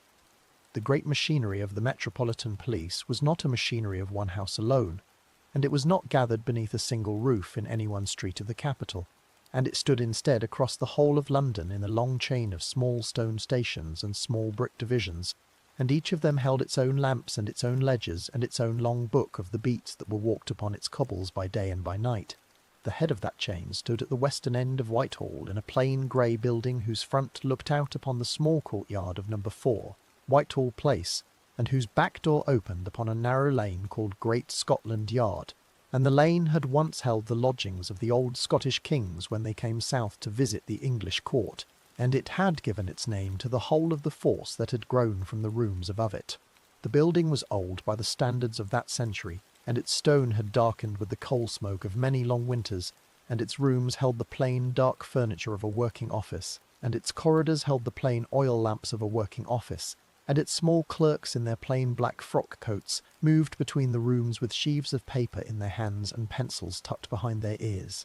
The Commissioner of the Metropolitan Police kept his room upon the first floor of the building, and his desk was a plain heavy desk of oak, and his window looked out upon the small courtyard below, and above his head there hung a plain-framed map of the whole of the great city divided into its many divisions by lines of red ink. The man who sat behind that desk in the autumn of 1888 was a former soldier by the name of Sir Charles Warren, and he had come to the office 2 years before from the long service of the Empire, and he had commanded soldiers in the deserts of the far south and in the sands of the far east, and he wore a plain dark uniform frock coat now that he had come home to the streets of the capital.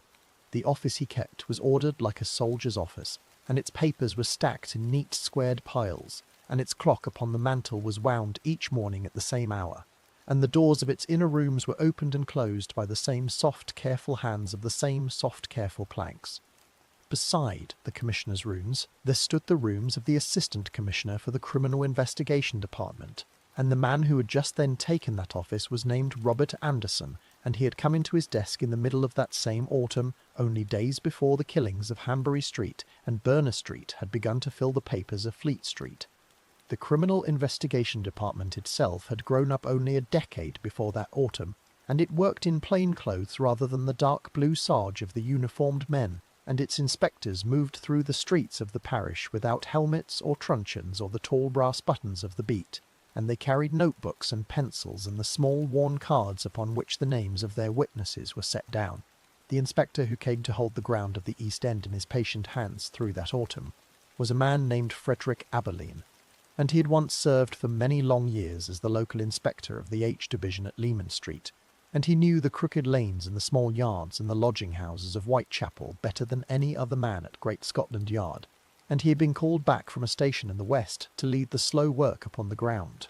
The H Division of the Metropolitan Police kept its own station upon Leman Street, and the station stood in a plain 3-story building of pale brown brick, and its front lamp burned through the whole of every night above a plain wooden door, and its charge room held the long counter at which the drunkards and the thieves and the small offenders of the parish were brought each evening before a weary sergeant with a heavy ledger.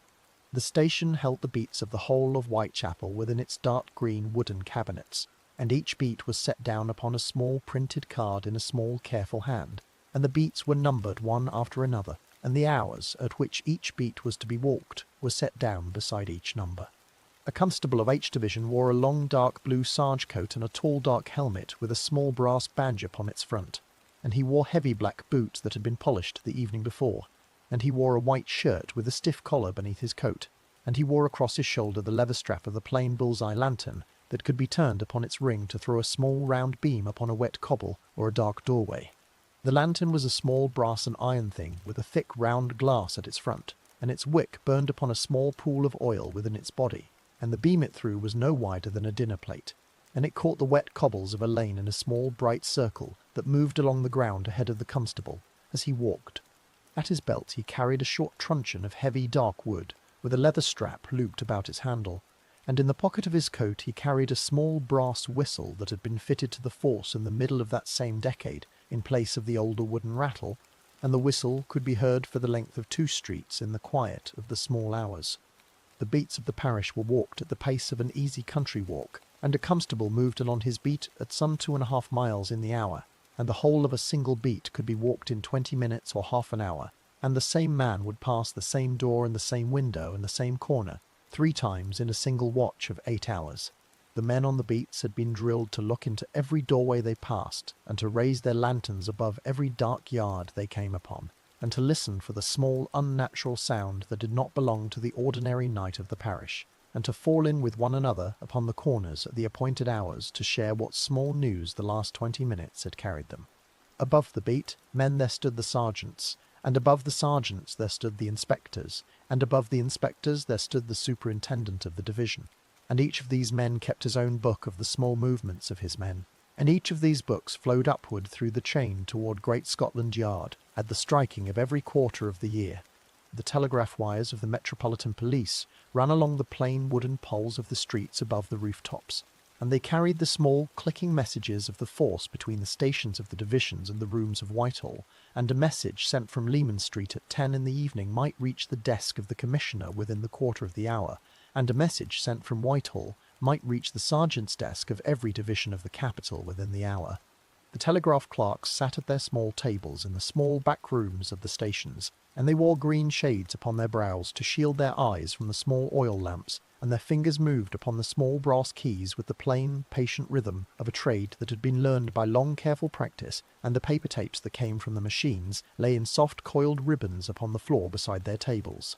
The ledgers of the stations were plain heavy books, bound in dark red leather, and they held the plain hand-written entries of every arrest, and every charge, and every witness, and every complaint that had passed across the counter of the charge-room, and the sergeant set down each entry in a slow, careful hand at the striking of the hour, and the ink dried slowly upon the page in the damp air of the small back rooms.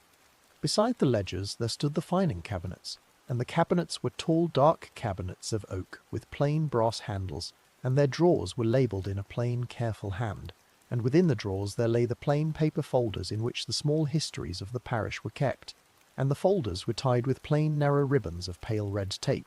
The autumn brought to those cabinets a swelling tide of paper that the parish had not seen before, and the folders grew fat with the statements of witnesses and with the reports of the surgeons of the London hospital, and with the small drawings of the yards behind the terraced houses where the killings had fallen, and the clerks in their plain black frock-coats worked long into the small hours to keep the papers in their proper order.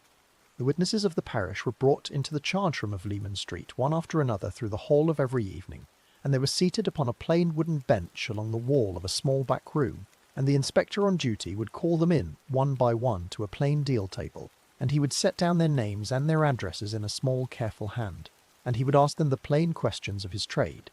A costermonger who had wheeled his barrow along Hanbury Street in the small hours would tell of a man he had seen at a corner, and a barmaid of the 10 Bells would tell of a customer she had served at the striking of 11, and a widow who had leaned out of her window in Buck's Row for a breath of cold air would tell of a figure she had seen pass beneath her sill. The inspector wrote down each of these statements upon plain lined paper, and he read them back to the witness at the end, and the witness set down a slow, careful signature at the foot of the page, and the paper was carried away into the small back rooms where the folders lay stacked upon the shelves, and it was tied with a narrow ribbon of pale red tape and set among its fellows. The letters of the public came in through the front door of Great Scotland Yard, by the sack through the whole of the season, and the clerks opened each envelope at a long deal table in a small side room, and they set the letters into small trays according to their kind, and the trays were emptied at the end of each morning into the plain paper folders of the growing files. There were letters from the reformers of the parish urging the raising of a night patrol, and letters from the ratepayers of the wealthier districts urging the pulling down of the rookeries, and letters from the wives of clergymen in far country parishes suggesting the name of a butcher they had once known, and letters from strangers who had dreamed and had taken the dream to be a message from above.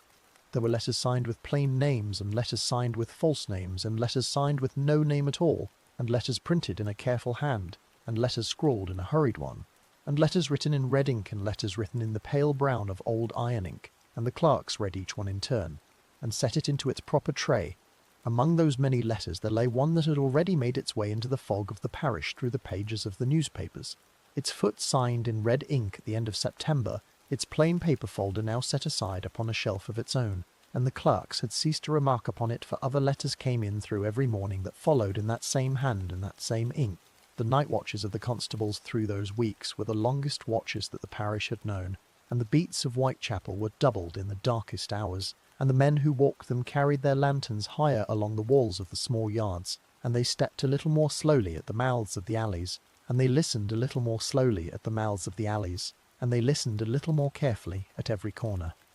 The plain-clothes officers of the detective branch moved through the streets in their long dark coats without the helmets of the beat, and they sat within the public houses at the plain, wooden tables through the whole of the evening, and they drank a slow half-pint of dark ale and listened, and their small notebooks lay closed upon their knees beneath the table for the length of an evening. The constables of the beat knew every face of the parish, and the plainclothes men of the detective branch knew the faces that the beat men did not, and between them they held between the two hands of the force a plain rough map of every lodging keeper, and every publican, and every barrowman, and every travelling stranger who had passed through the parish in the past 6 months. Yet the parish did not give up its secrets, and the fog held close about the walls of the small yards, and the doors of the lodging-houses opened and closed 100 times in a single night, and the passageways of the terraced houses in Hanbury Street and in Dorset Street were seldom bolted, and any man who wished to walk from a street at the front to a yard at the back could do so without a hand being raised against him. The suspects were gathered by the score into the charge rooms of the divisions in the days and the nights that followed each killing, and the men who were brought in were butchers and slaughtermen and sailors and shoemakers and lunatics and drunkards, and they were sat upon the plain wooden benches, and they were sat upon the plain wooden benches, and their trades and their whereabouts were set down in the ledgers, and they were let out again into the fog as the questions ran dry. Some of them were held for a night or two upon lesser charges of drunkenness or of theft, and their pockets were emptied upon the counter of the charge-room, and the small tokens of their trades were laid out one by one for the sergeant to note in his book, and the pockets held the small knives of the slaughtermen, and the small class knives of the shoemakers, and the plain pipes of the working men of the parish. The inspectors read the sergeant's notes in the morning, and they walked to the yards of the slaughterhouses of Bucks Row and Winthrop Street, and they walked to the small workshops of the shoemakers of Hanbury Street, and they measured the small knives against the wounds that the surgeons of the London hospital had drawn upon plain white paper in the small back rooms of the mortuary. The medical men of the London hospital and of the Metropolitan Police gave what help they could to the inspectors upon the ground, and they carried their small leather bags into the mortuary at the striking of the hour, and they laid out their small instruments upon a plain white cloth, and they laid out their small instruments upon a plain white cloth, and they wrote down their findings in a plain careful hand upon plain lined paper, and they set the papers into the growing folders of the case. The surgeons of the parish were not agreed among themselves upon every point of what they had seen, and one surgeon read the wounds as the mark of a slaughterman's practised hand, and another read them as the mark of a man with no such trade at all, and a third read them as the mark of a man with some slight knowledge of the workings of the body, but no more. The inspectors carried these disagreements upstairs to the desks of the superintendent and the assistant commissioner, and the assistant commissioner carried them further up to the desk of the commissioner in his room upon the first floor at Whitehall Place, and Sir Charles Warren read them in his soldier's careful way and set them into a plain paper folder of his own beside his heavy oak desk. The commissioner was pressed by his own many other cares in the same weeks, and the newspapers had begun to write of him in a hard voice, and the questions in the Parliament had begun to grow sharper, and the rooms of Whitehall had begun to grow crowded with the callers of every trade and every persuasion who wished to press their own view of the matter upon the desks of the force. The Home Secretary in his high office at the western end of Whitehall received the Commissioner in the middle of each week, and the two men sat at a plain oak table with a plain oil lamp between them, and they spoke in low careful voices of what more might be done, and they spoke in low careful voices of what more might be done, and they set their signatures upon plain paper orders that flowed downward through the chain to the stations of the divisions. A reward of £500 was posted by the Lord Mayor of the city upon the plain white bills that were pasted along the walls of the coffee-houses and the shop-fronts of the parish, and the bills were printed in bold black ink upon plain white paper, and the words at the top of the bills promised the money to any person who might give such information as would lead to the finding of the man responsible.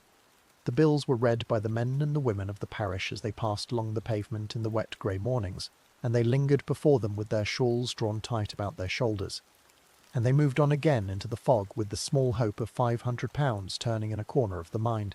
and the money was not paid to any of them, for no such information ever came into the hands of the force.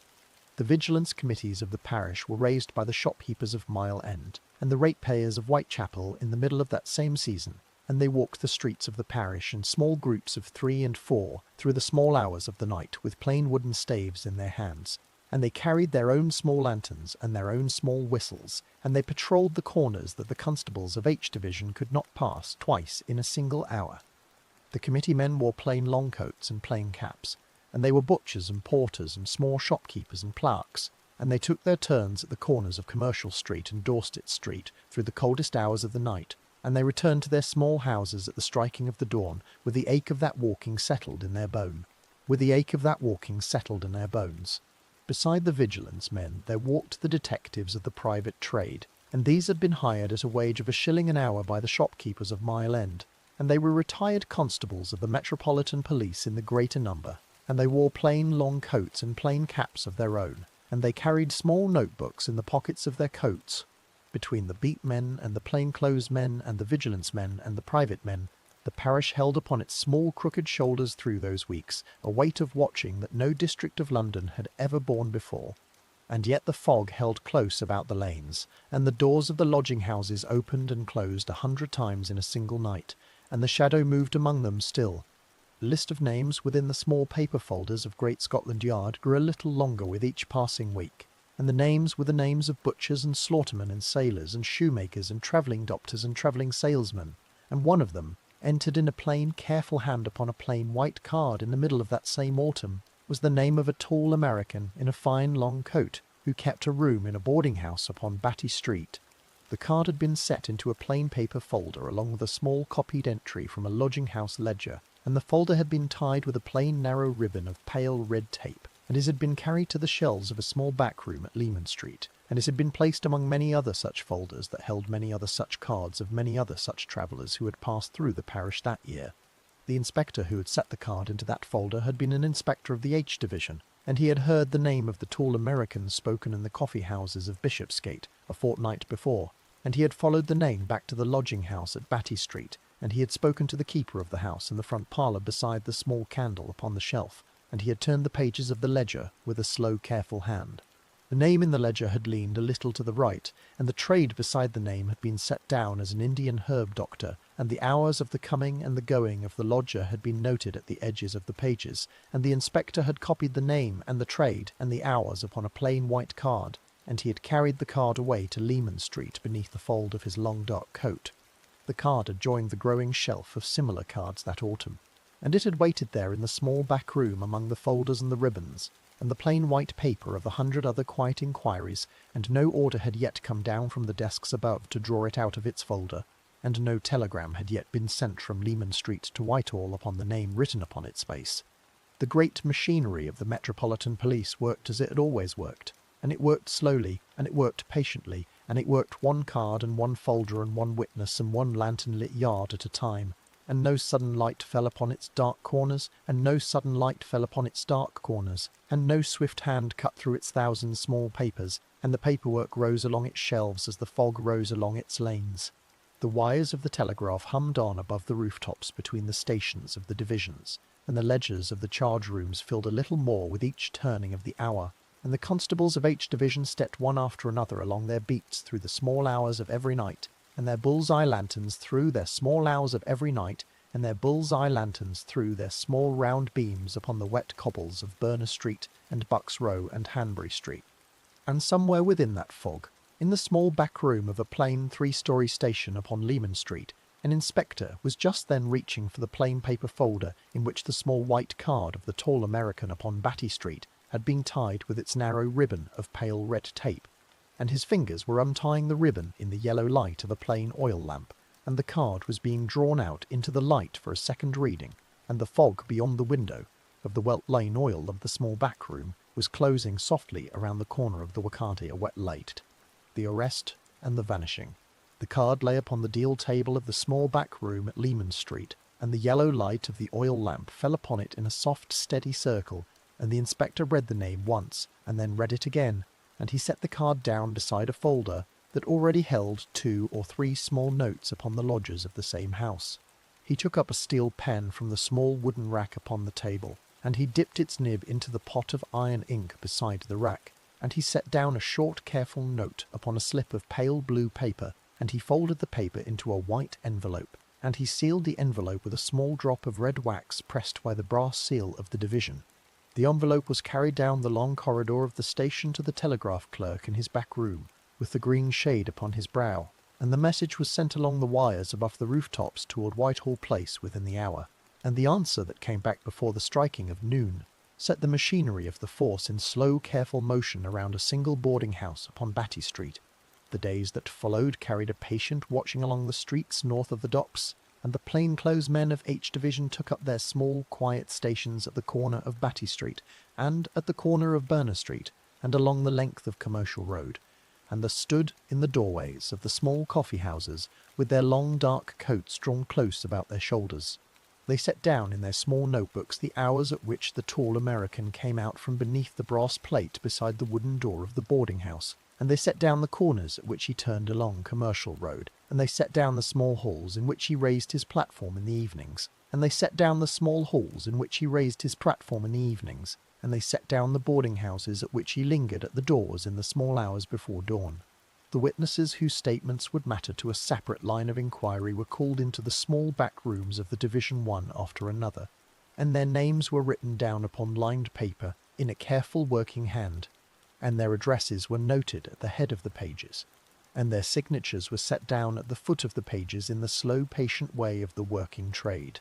The papers of the folder at Leman Street grew a little thicker with each passing day, and the narrow ribbon of pale red tape was untied and tied again, a dozen times through the middle of the fortnight, and the small white card in the middle of the fortnight, and the small white card in the middle of the folder was passed along the shelves of the division and along the shelves of the department at Great Scotland Yard. The arrest, when it came at last upon the 7th day of November, was not laid upon any question of Bucks Row or Hanbury Street or Berners Street or Mitre Square, but upon a separate charge under a statute that the Parliament had set into the law of the land 3 years before that autumn. The plain-clothes men came to the wooden door of the boarding-house at Batty Street in the middle of the afternoon, and they knocked upon the door in the quiet manner of their trade, and the keeper of the house opened the door and stepped back into the passage, and the tall American came down the wooden stair with his long coat about his shoulders and his silver-headed cane in his gloved right hand. He was led out into the wet cobbles of Batty Street beneath the damp grey sky of the November afternoon, and he was placed within the small hired carriage that stood at the corner of the street, and the carriage rolled along the wet pavement toward the stone front of the police court that sat at the western edge of the parish of Soho. The Great Marlborough Street Police Court held a heavy wooden door beneath a small carved lintel, and its inner rooms held the deal benches of a working court, and its magistrate sat in a black frock coat behind a heavy oak desk at the front of a narrow room. The tall American was set upon the wooden dock at the middle of the room, and the clerk of the court read out the wording of the charge in the steady voice of a working clerk, and the wording was set down as 4 separate counts of gross indecency under the Criminal Law Amendment Act of the year 85, and the magistrate looked down from his desk at the paper before him and asked the questions of his trade. The order for remand was set down beneath the wording of the charge by the pen of the magistrate, and the tall American was led out of the dock at the steady pace of a man who had walked out of many such rooms in many such cities across the sea, and the clerks of the court gathered the papers of the day into their proper folders and tied the folders with the narrow ribbons of pale red tape. The carriage that carried him from Great Marlborough Street rolled north through the wet streets of the November afternoon, and it turned at last through the stone gate of the great prison of Holloway upon the northern edge of the town, and the walls of Holloway rose above the carriage in a grey height of dressed stone that had been laid only some 30 years before that autumn. The prison had been built in the fashion of the older castles of the country, and its grey stone had been squared and set by the working hands of many masons, and its inner courts were quiet at the striking of 4, and its long iron corridors held the metal echo of a footstep for many yards at either side. The tall American was led along one such corridor to a small stone cell at the end of an iron gallery, and the door of the cell was closed behind him with the flat metal sound of the working machinery of the prison, and the small barred window at the top of the cell looked out upon the grey afternoon of the northern edge of the town. The routine of the prison held him as it held every other man within its walls, and the small metal cup of the morning tea was set upon the shelf of the cell at the same hour each morning, and the small metal plate of the noonday meal was set beside it at the striking of noon. Beyond the walls of Holloway, the fog of Whitechapel kept its slow hold upon the crooked lanes of the parish, and the working poor of Flower and Dean Street and Thrall Street walked out through the mist of each evening, as they had walked through so many other evenings before, and the constables of each division stepped one after another along their beats with their brass lanterns swinging low at their sides. In a small back room off Dorset Street, at the striking of an hour on the 9th day of that same November, another sorrow had fallen upon the parish, and the stone doorway of a small court called Miller's Court held its dark shape against the wet cobbles of the morning, and the news of it was carried through the streets of the parish before the middle of the day. The name of the woman was carried through the shared kitchens of Flower and Dean Street before the striking of the noon bell, and the name was Mary Jane Kelly, and she had been 25 years old, and she had kept a small back room off Dorset Street through the last of the year. The lodging houses of the parish drew their doors a little more firmly shut at the striking of the hour, and the women of the parish walked home from the public houses in small groups of 3 and 4, as they had walked home for many weeks already, and the fog closed again about the small yards behind the terraced houses of Hanbury Street and Berners Street and Bucks Row. An application for bail was made upon the white paper of the trade in the middle of the 3rd week of that November, and a bond of £300 was set down as the price of that bail, and the money was raised by the hand of a friend of the tall American who had come to know him in the small halls of London through the earlier months of the year, and the notes were carried to the desk of the clerk at Great Marlborough Street.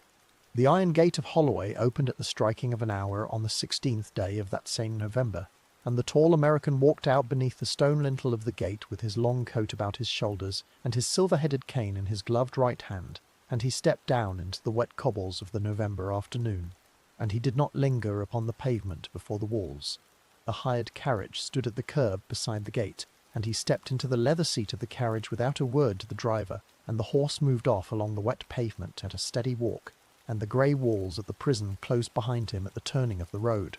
A date had been set for the next appearance of the tall American before the wooden dock of Great Marlborough Street, and the date had been written down in a careful hand in the ledger of the court, and a small white card bearing the date was carried in the pocket of the sergeant of the division. Yet before the hour of that appointed date could come around upon the face of the oak clock of the court, the tall American had passed through the wooden door of a small hotel in the western streets of the town, and he had gathered his small trunk and folded his long coat once more upon the top of it, and he had stepped down to the wooden platform of the boat train at Victoria in the middle of the night.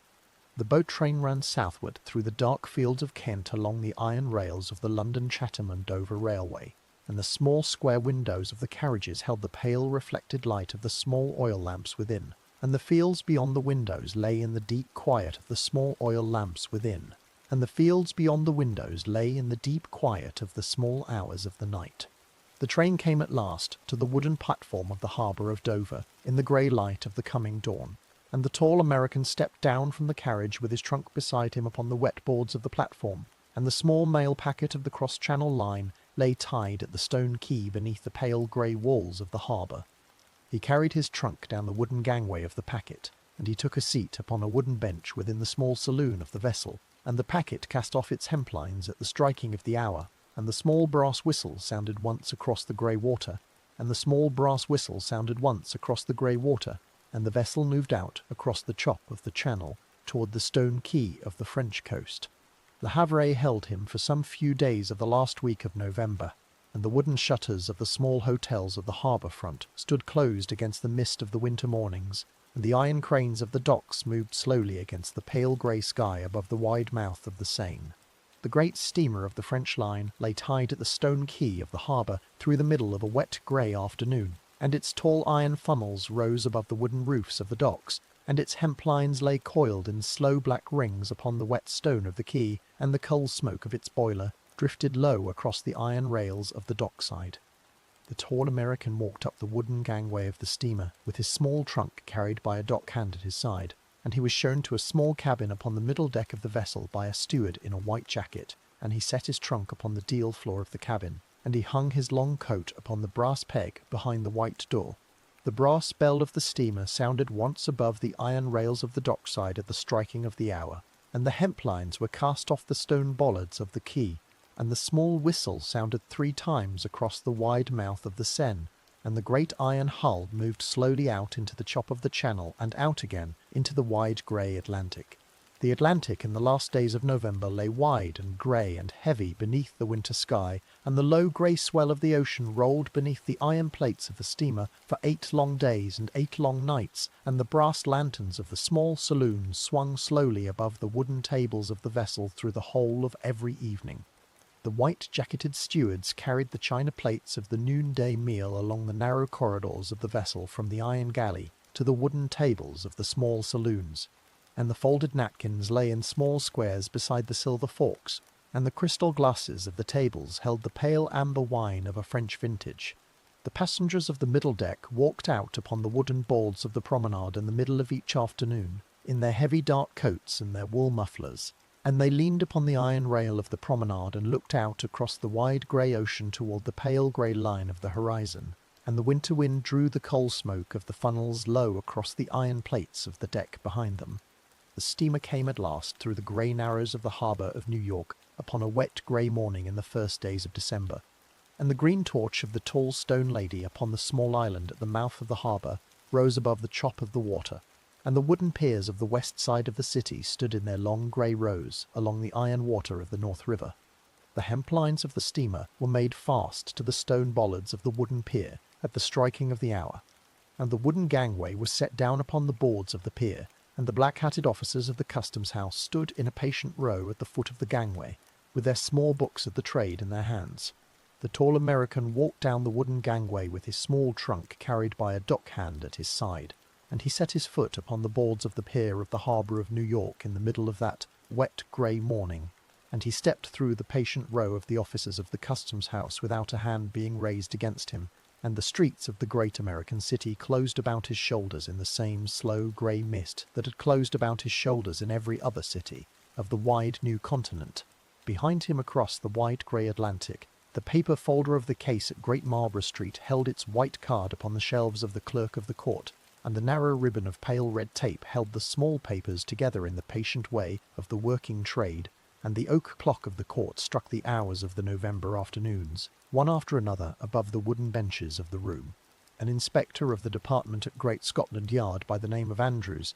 was set upon a steamer of his own in the middle of that same December, and his leather bag held small copies of the papers of the case, and the iron plates of his steamer moved out from the stone quay of Liverpool into the wide grey Atlantic, toward the wooden piers of the American ports. Yet the ocean between the two continents was wide and heavy at that turning of the year, and the small hotels of the western streets of New York were wide and heavy with the travelling men of many trades, and the trail of a tall American in a fine long coat and a silver-headed cane grew colder along the wet pavements of a foreign city with the striking of each foreign bell. The fog of Whitechapel closed about the small yards behind the terraced houses of Hanbury Street and Berner Street, and Berks Row, as it had closed about them for many long months already, and the constables of each division stepped one after another along their beats through the small hours of the wet winter nights, and the bull's-eye lanterns threw their small round beams upon the wet cobbles of Commercial Road and Whitechapel Road and Mile End Road. The doors of the lodging-houses of Flower and Dean Street opened and closed 100 times in a single night, as they had always opened and closed, and the women of the parish drew their woolen shawls tight about their thin shoulders as they had drawn them tight against so many other winter evenings before, and the bells of Christ Church rang out for the hours above the wet rooftops of the parish, as they had run out for 150 years before. The public houses of the 10 Bells and the Britannia and the Frying Pan poured their porter and their dark ale across the long brass counters as they had poured them every evening of that year, and the match girls of Bryant and May walked their long lines along the Mile End Road at the striking of every grey dawn, and the tailor shops of Wentworth Street kept their gas jets burning until the striking of 10. And somewhere along the wet pavement of Commercial Street, at the striking of the hour on a grey evening in the last week of that November, a flower seller was setting down her small tray of wet violets upon the corner of Aldgate, and the small oil lamp above her thin shoulder was catching the damp air, and the fog was closing softly about the cobbles of the parish at every small step of the parish, at every small step of every passing foot. The silence after the storm. The winter that followed the killing in Miller's Court came down over Whitechapel with a slow patient weight, and it settled upon the crooked lanes of the parish through the last long weeks of that same November, and through the first grey mornings of the December that came after, and it lay upon the wet cobbles of Commercial Street and Dorset Street, and Flower and Dean Street, with the plain heavy stillness of a season that had at last grown too tired for its own storms. The fog kept its low grey hold upon the rooftops of the East End, as it had kept it through the whole of the autumn, and yet a small quiet change had entered into the parish that had not been there before, and the change was not a change that any newspaper of Fleet Street could set into its lines of black ink, and it was not a change that any constable of Fleet's division could enter into the plain leather ledger of the charge-room upon Leman Street. The women of the lodging-houses of Thrall Street and of Flower and Dean Street stepped out into the wet dark of each evening as they had stepped out for many long years already, and they drew their woolen shawls tight about their thin shoulders, and they walked toward the small yellow pools of the gas lamps along Commercial Street with the same slow, patient tread of a working trade, and yet the corners at which they gathered had grown smaller in number, and the pauses at which they lingered had grown shorter in the passing hours. The bells of Christchurch rang out for the hours above the rooftops as they had rung out for 150 years before, and the sound of them carried across Hanbury Street and along the wet stones of Fournier Street, and the pigeons rose from the tall pale spire at the striking of every quarter, and settled again upon its plain stone ledges in the same slow, careful way. The public houses of the Ten Bells and the Britannia and the Frying Pan and the White Hart kept their gaslights burning through the whole of every evening as they had always done, and the barmaids poured the porter and the dark ale across the long brass counters, and the drinkers within their warm doors spoke less than they had once spoken, and the drinkers within their warm doors spoke less than they had once spoken, and they listened more to the small sounds of the street beyond the shutters. A door closing along Dorset Street would be heard now, above the low hum of the tap-room, and a footstep along Hanbury Street would be heard now, above the striking of a glass, and the drinkers within the warm rooms would raise their eyes for a moment toward the shuttered window, and then lower them again to the counter, and the small talk of the parish would resume in its plain low voice, a beat or two behind the pace it had once carried.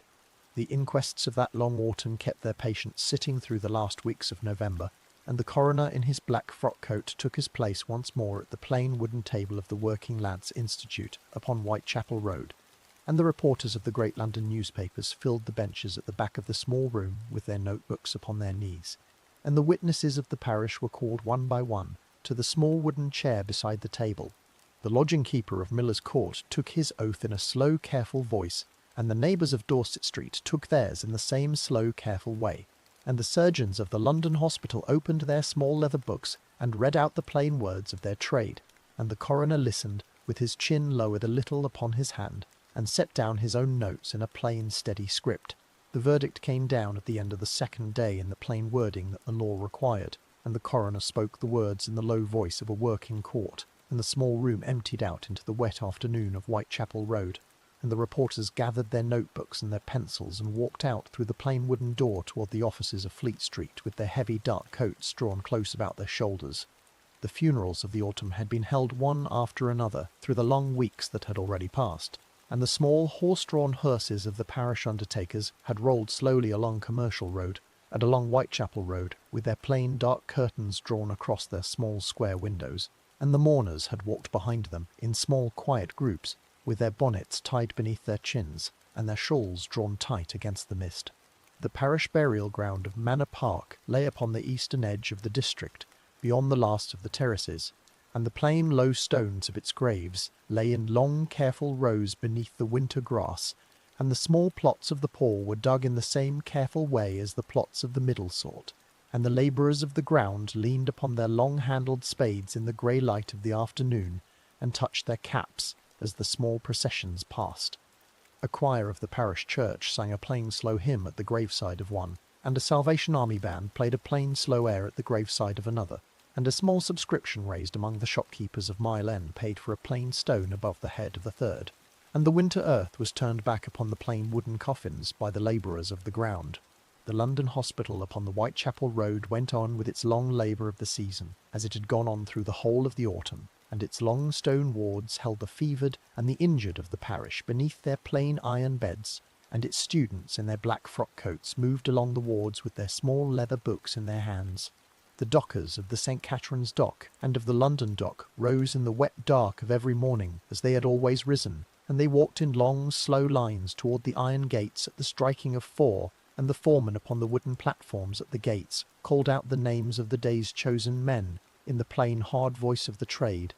The tailor shops of Wentworth Street kept their gas jets burning until the striking of 10, as they had always done, and the workers at their low benches stitched the seams of coats and trousers and waistcoats by the piece, and the small halls of the coffee-houses along Bishopsgate held the travellers of many trades at the plain deal tables through the whole of every afternoon. The vigilance committees of the parish walked their small patrols along the corners of Commercial Street and Dorset Street through the small hours of the wet December nights, and the shopkeepers and the porters and the small tradesmen among them carried their plain wooden staves in their hands, and their small brass whistles in the pockets of their long coats, and their small oil lanterns threw a soft round beam upon the wet cobbles ahead of them as they walked. The private detectives hired by the ratepayers of Mile End walked their own quiet rounds beside the vigilance men, and they wore their plain long coats and their plain caps, and they carried their small notebooks in the pockets of their coats, and they set down at the end of every evening a plain short entry upon the small quiet doings of each street.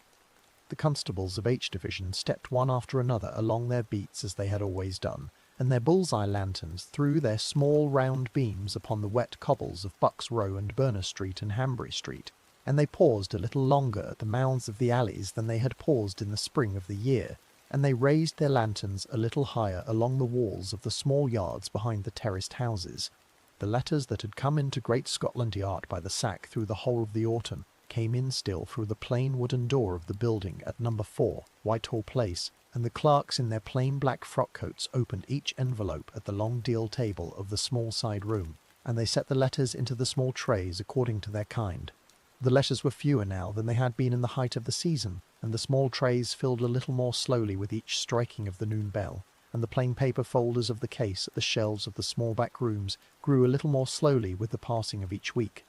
The inspectors of the department carried the folders back to the shelves at the end of each long day of reading, and they tied the narrow ribbons of pale red tape about the plain white cards within, and they set the folders back among the many hundreds of similar folders that held the many hundreds of similar folders that held the many hundreds of similar cards of 100 other quiet inquiries.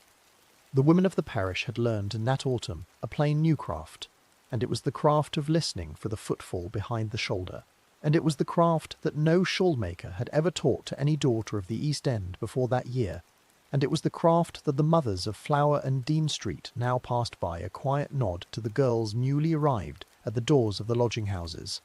A woman walking home from the 10 bells at the striking of 11 would pause now, at the corner of Fournier Street, and listen for a beat before she turned into the shadow. And a woman walking home from the Britannia at the striking of 12 would step a little closer to the wall of the terrace along Dorset Street, and would keep her shawl drawn a little higher across her mouth. The small children of the parish were kept in at the striking of the 6 o'clock bell in the last weeks of that November, and the mothers of the tenement rooms called them up from the yards below with a low, steady voice, and the small feet of the children fell upon the wooden stairs of the tenements in the wet dark of the coming evening, and the plain wooden doors of the small rooms closed behind them and were bolted at the striking of the hour.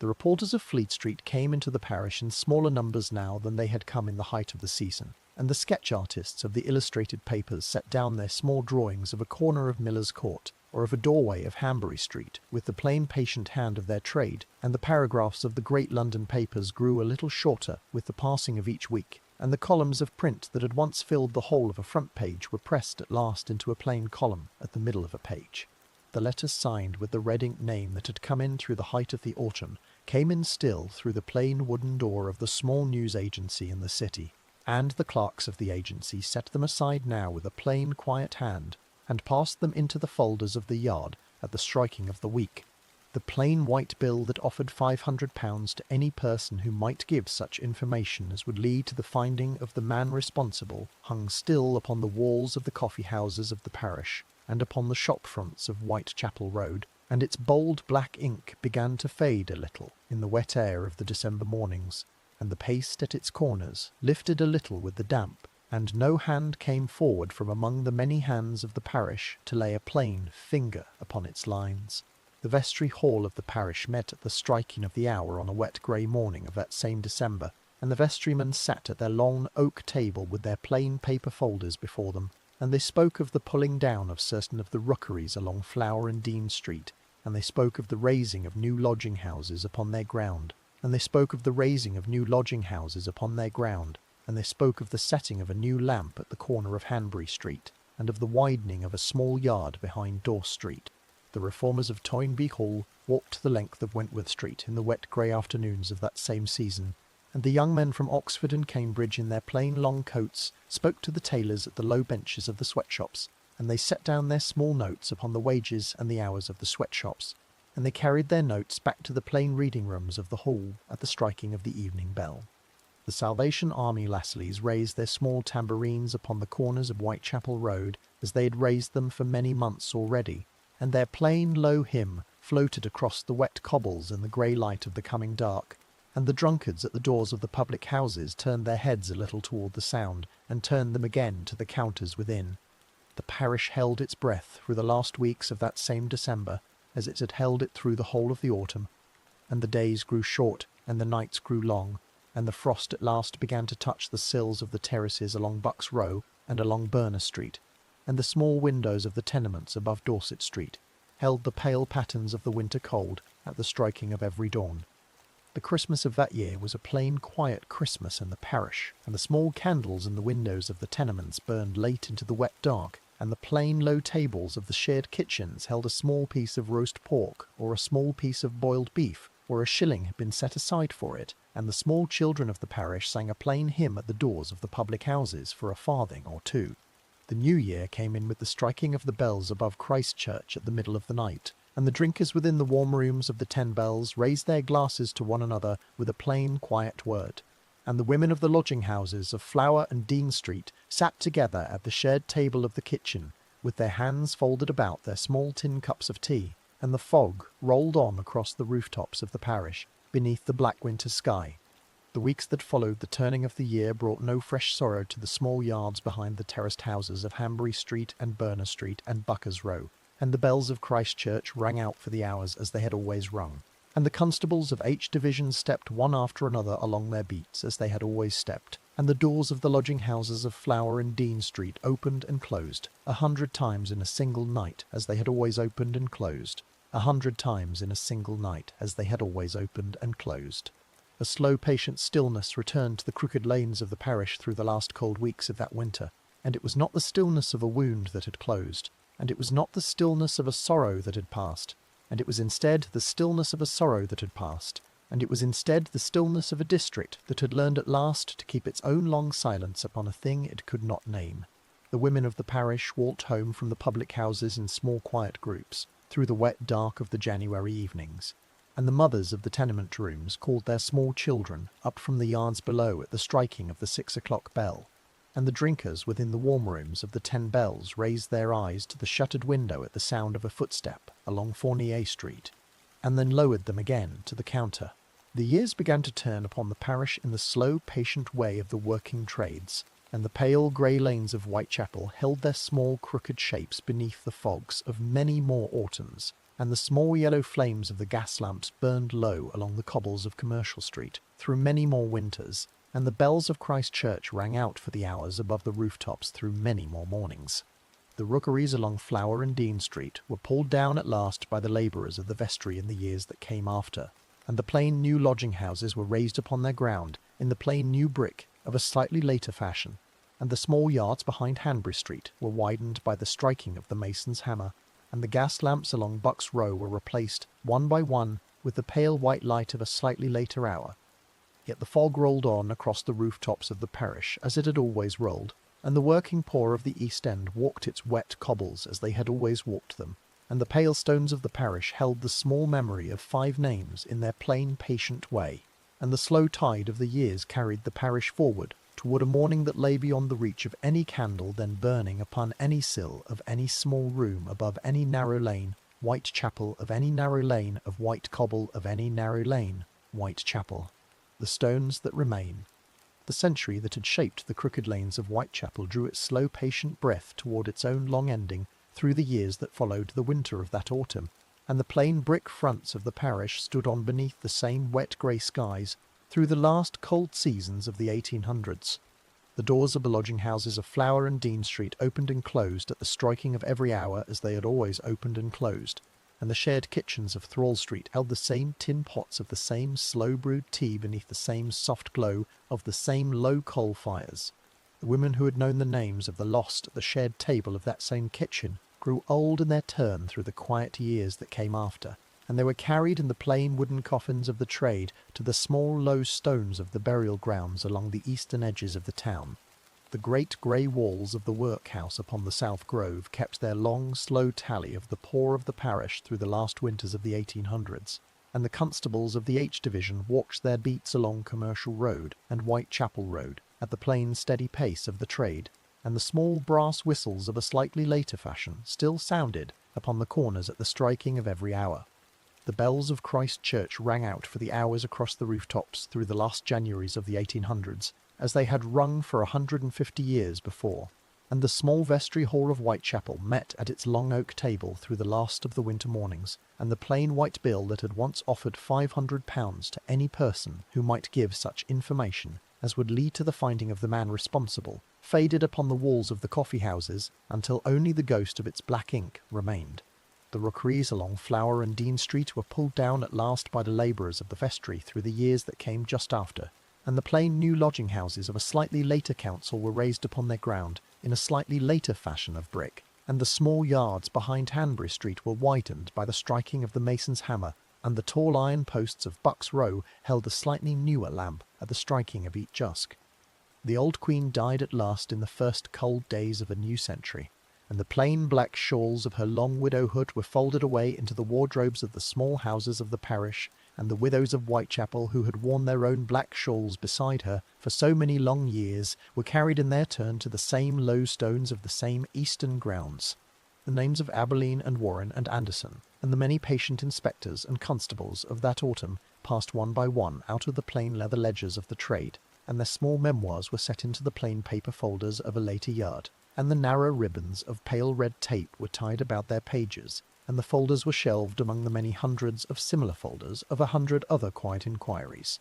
The women of the lodging-houses who had once mended their coats by the light of a candle at midnight grew grey at the shared kitchens of Flower and Dean Street through the quiet years that followed, and they spoke the names of Mary Ann and Annie and Elizabeth, and Catherine and Mary Jane a little more softly with each passing winter, and at last they spoke them no more.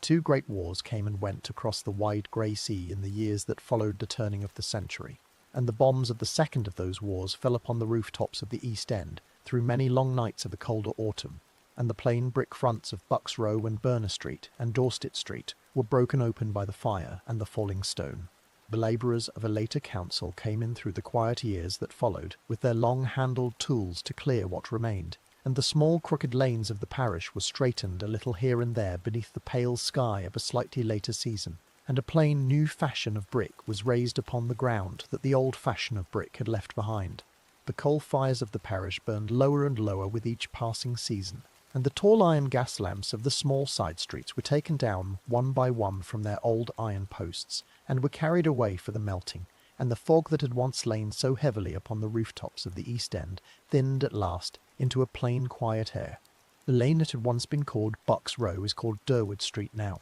and it runs quiet between the pale brick of a plain converted school building on one side and a plain new terrace of small flats on the other, and no small yellow gas lamp burns above its wet cobbles at the striking of the hour, and no small yellow gas lamp burns above its wet cobbles at the striking of the hour, and no plain shuttered window looks out upon its narrow length as the windows once look. The plain low wall of the terrace against which a bundle of dark cloth was once found lying at 3 in the morning has long ago been pulled down, and a plain new pavement lies where that low brick wall once stood, and the small yard of the horse slaughter-house behind the plain wooden gate is gone, and the sharpening stones and the heavy leather aprons of that trade are gone with it. The lane of Hanbury Street still turns east and west between Commercial Street and Baker's Row, where it has turned for many long centuries. And yet the small terraced house at number 29 is gone, and a plain wide brick wall of a later brewery stands where the small paved yard behind the house once opened upon the grey light of the dawn.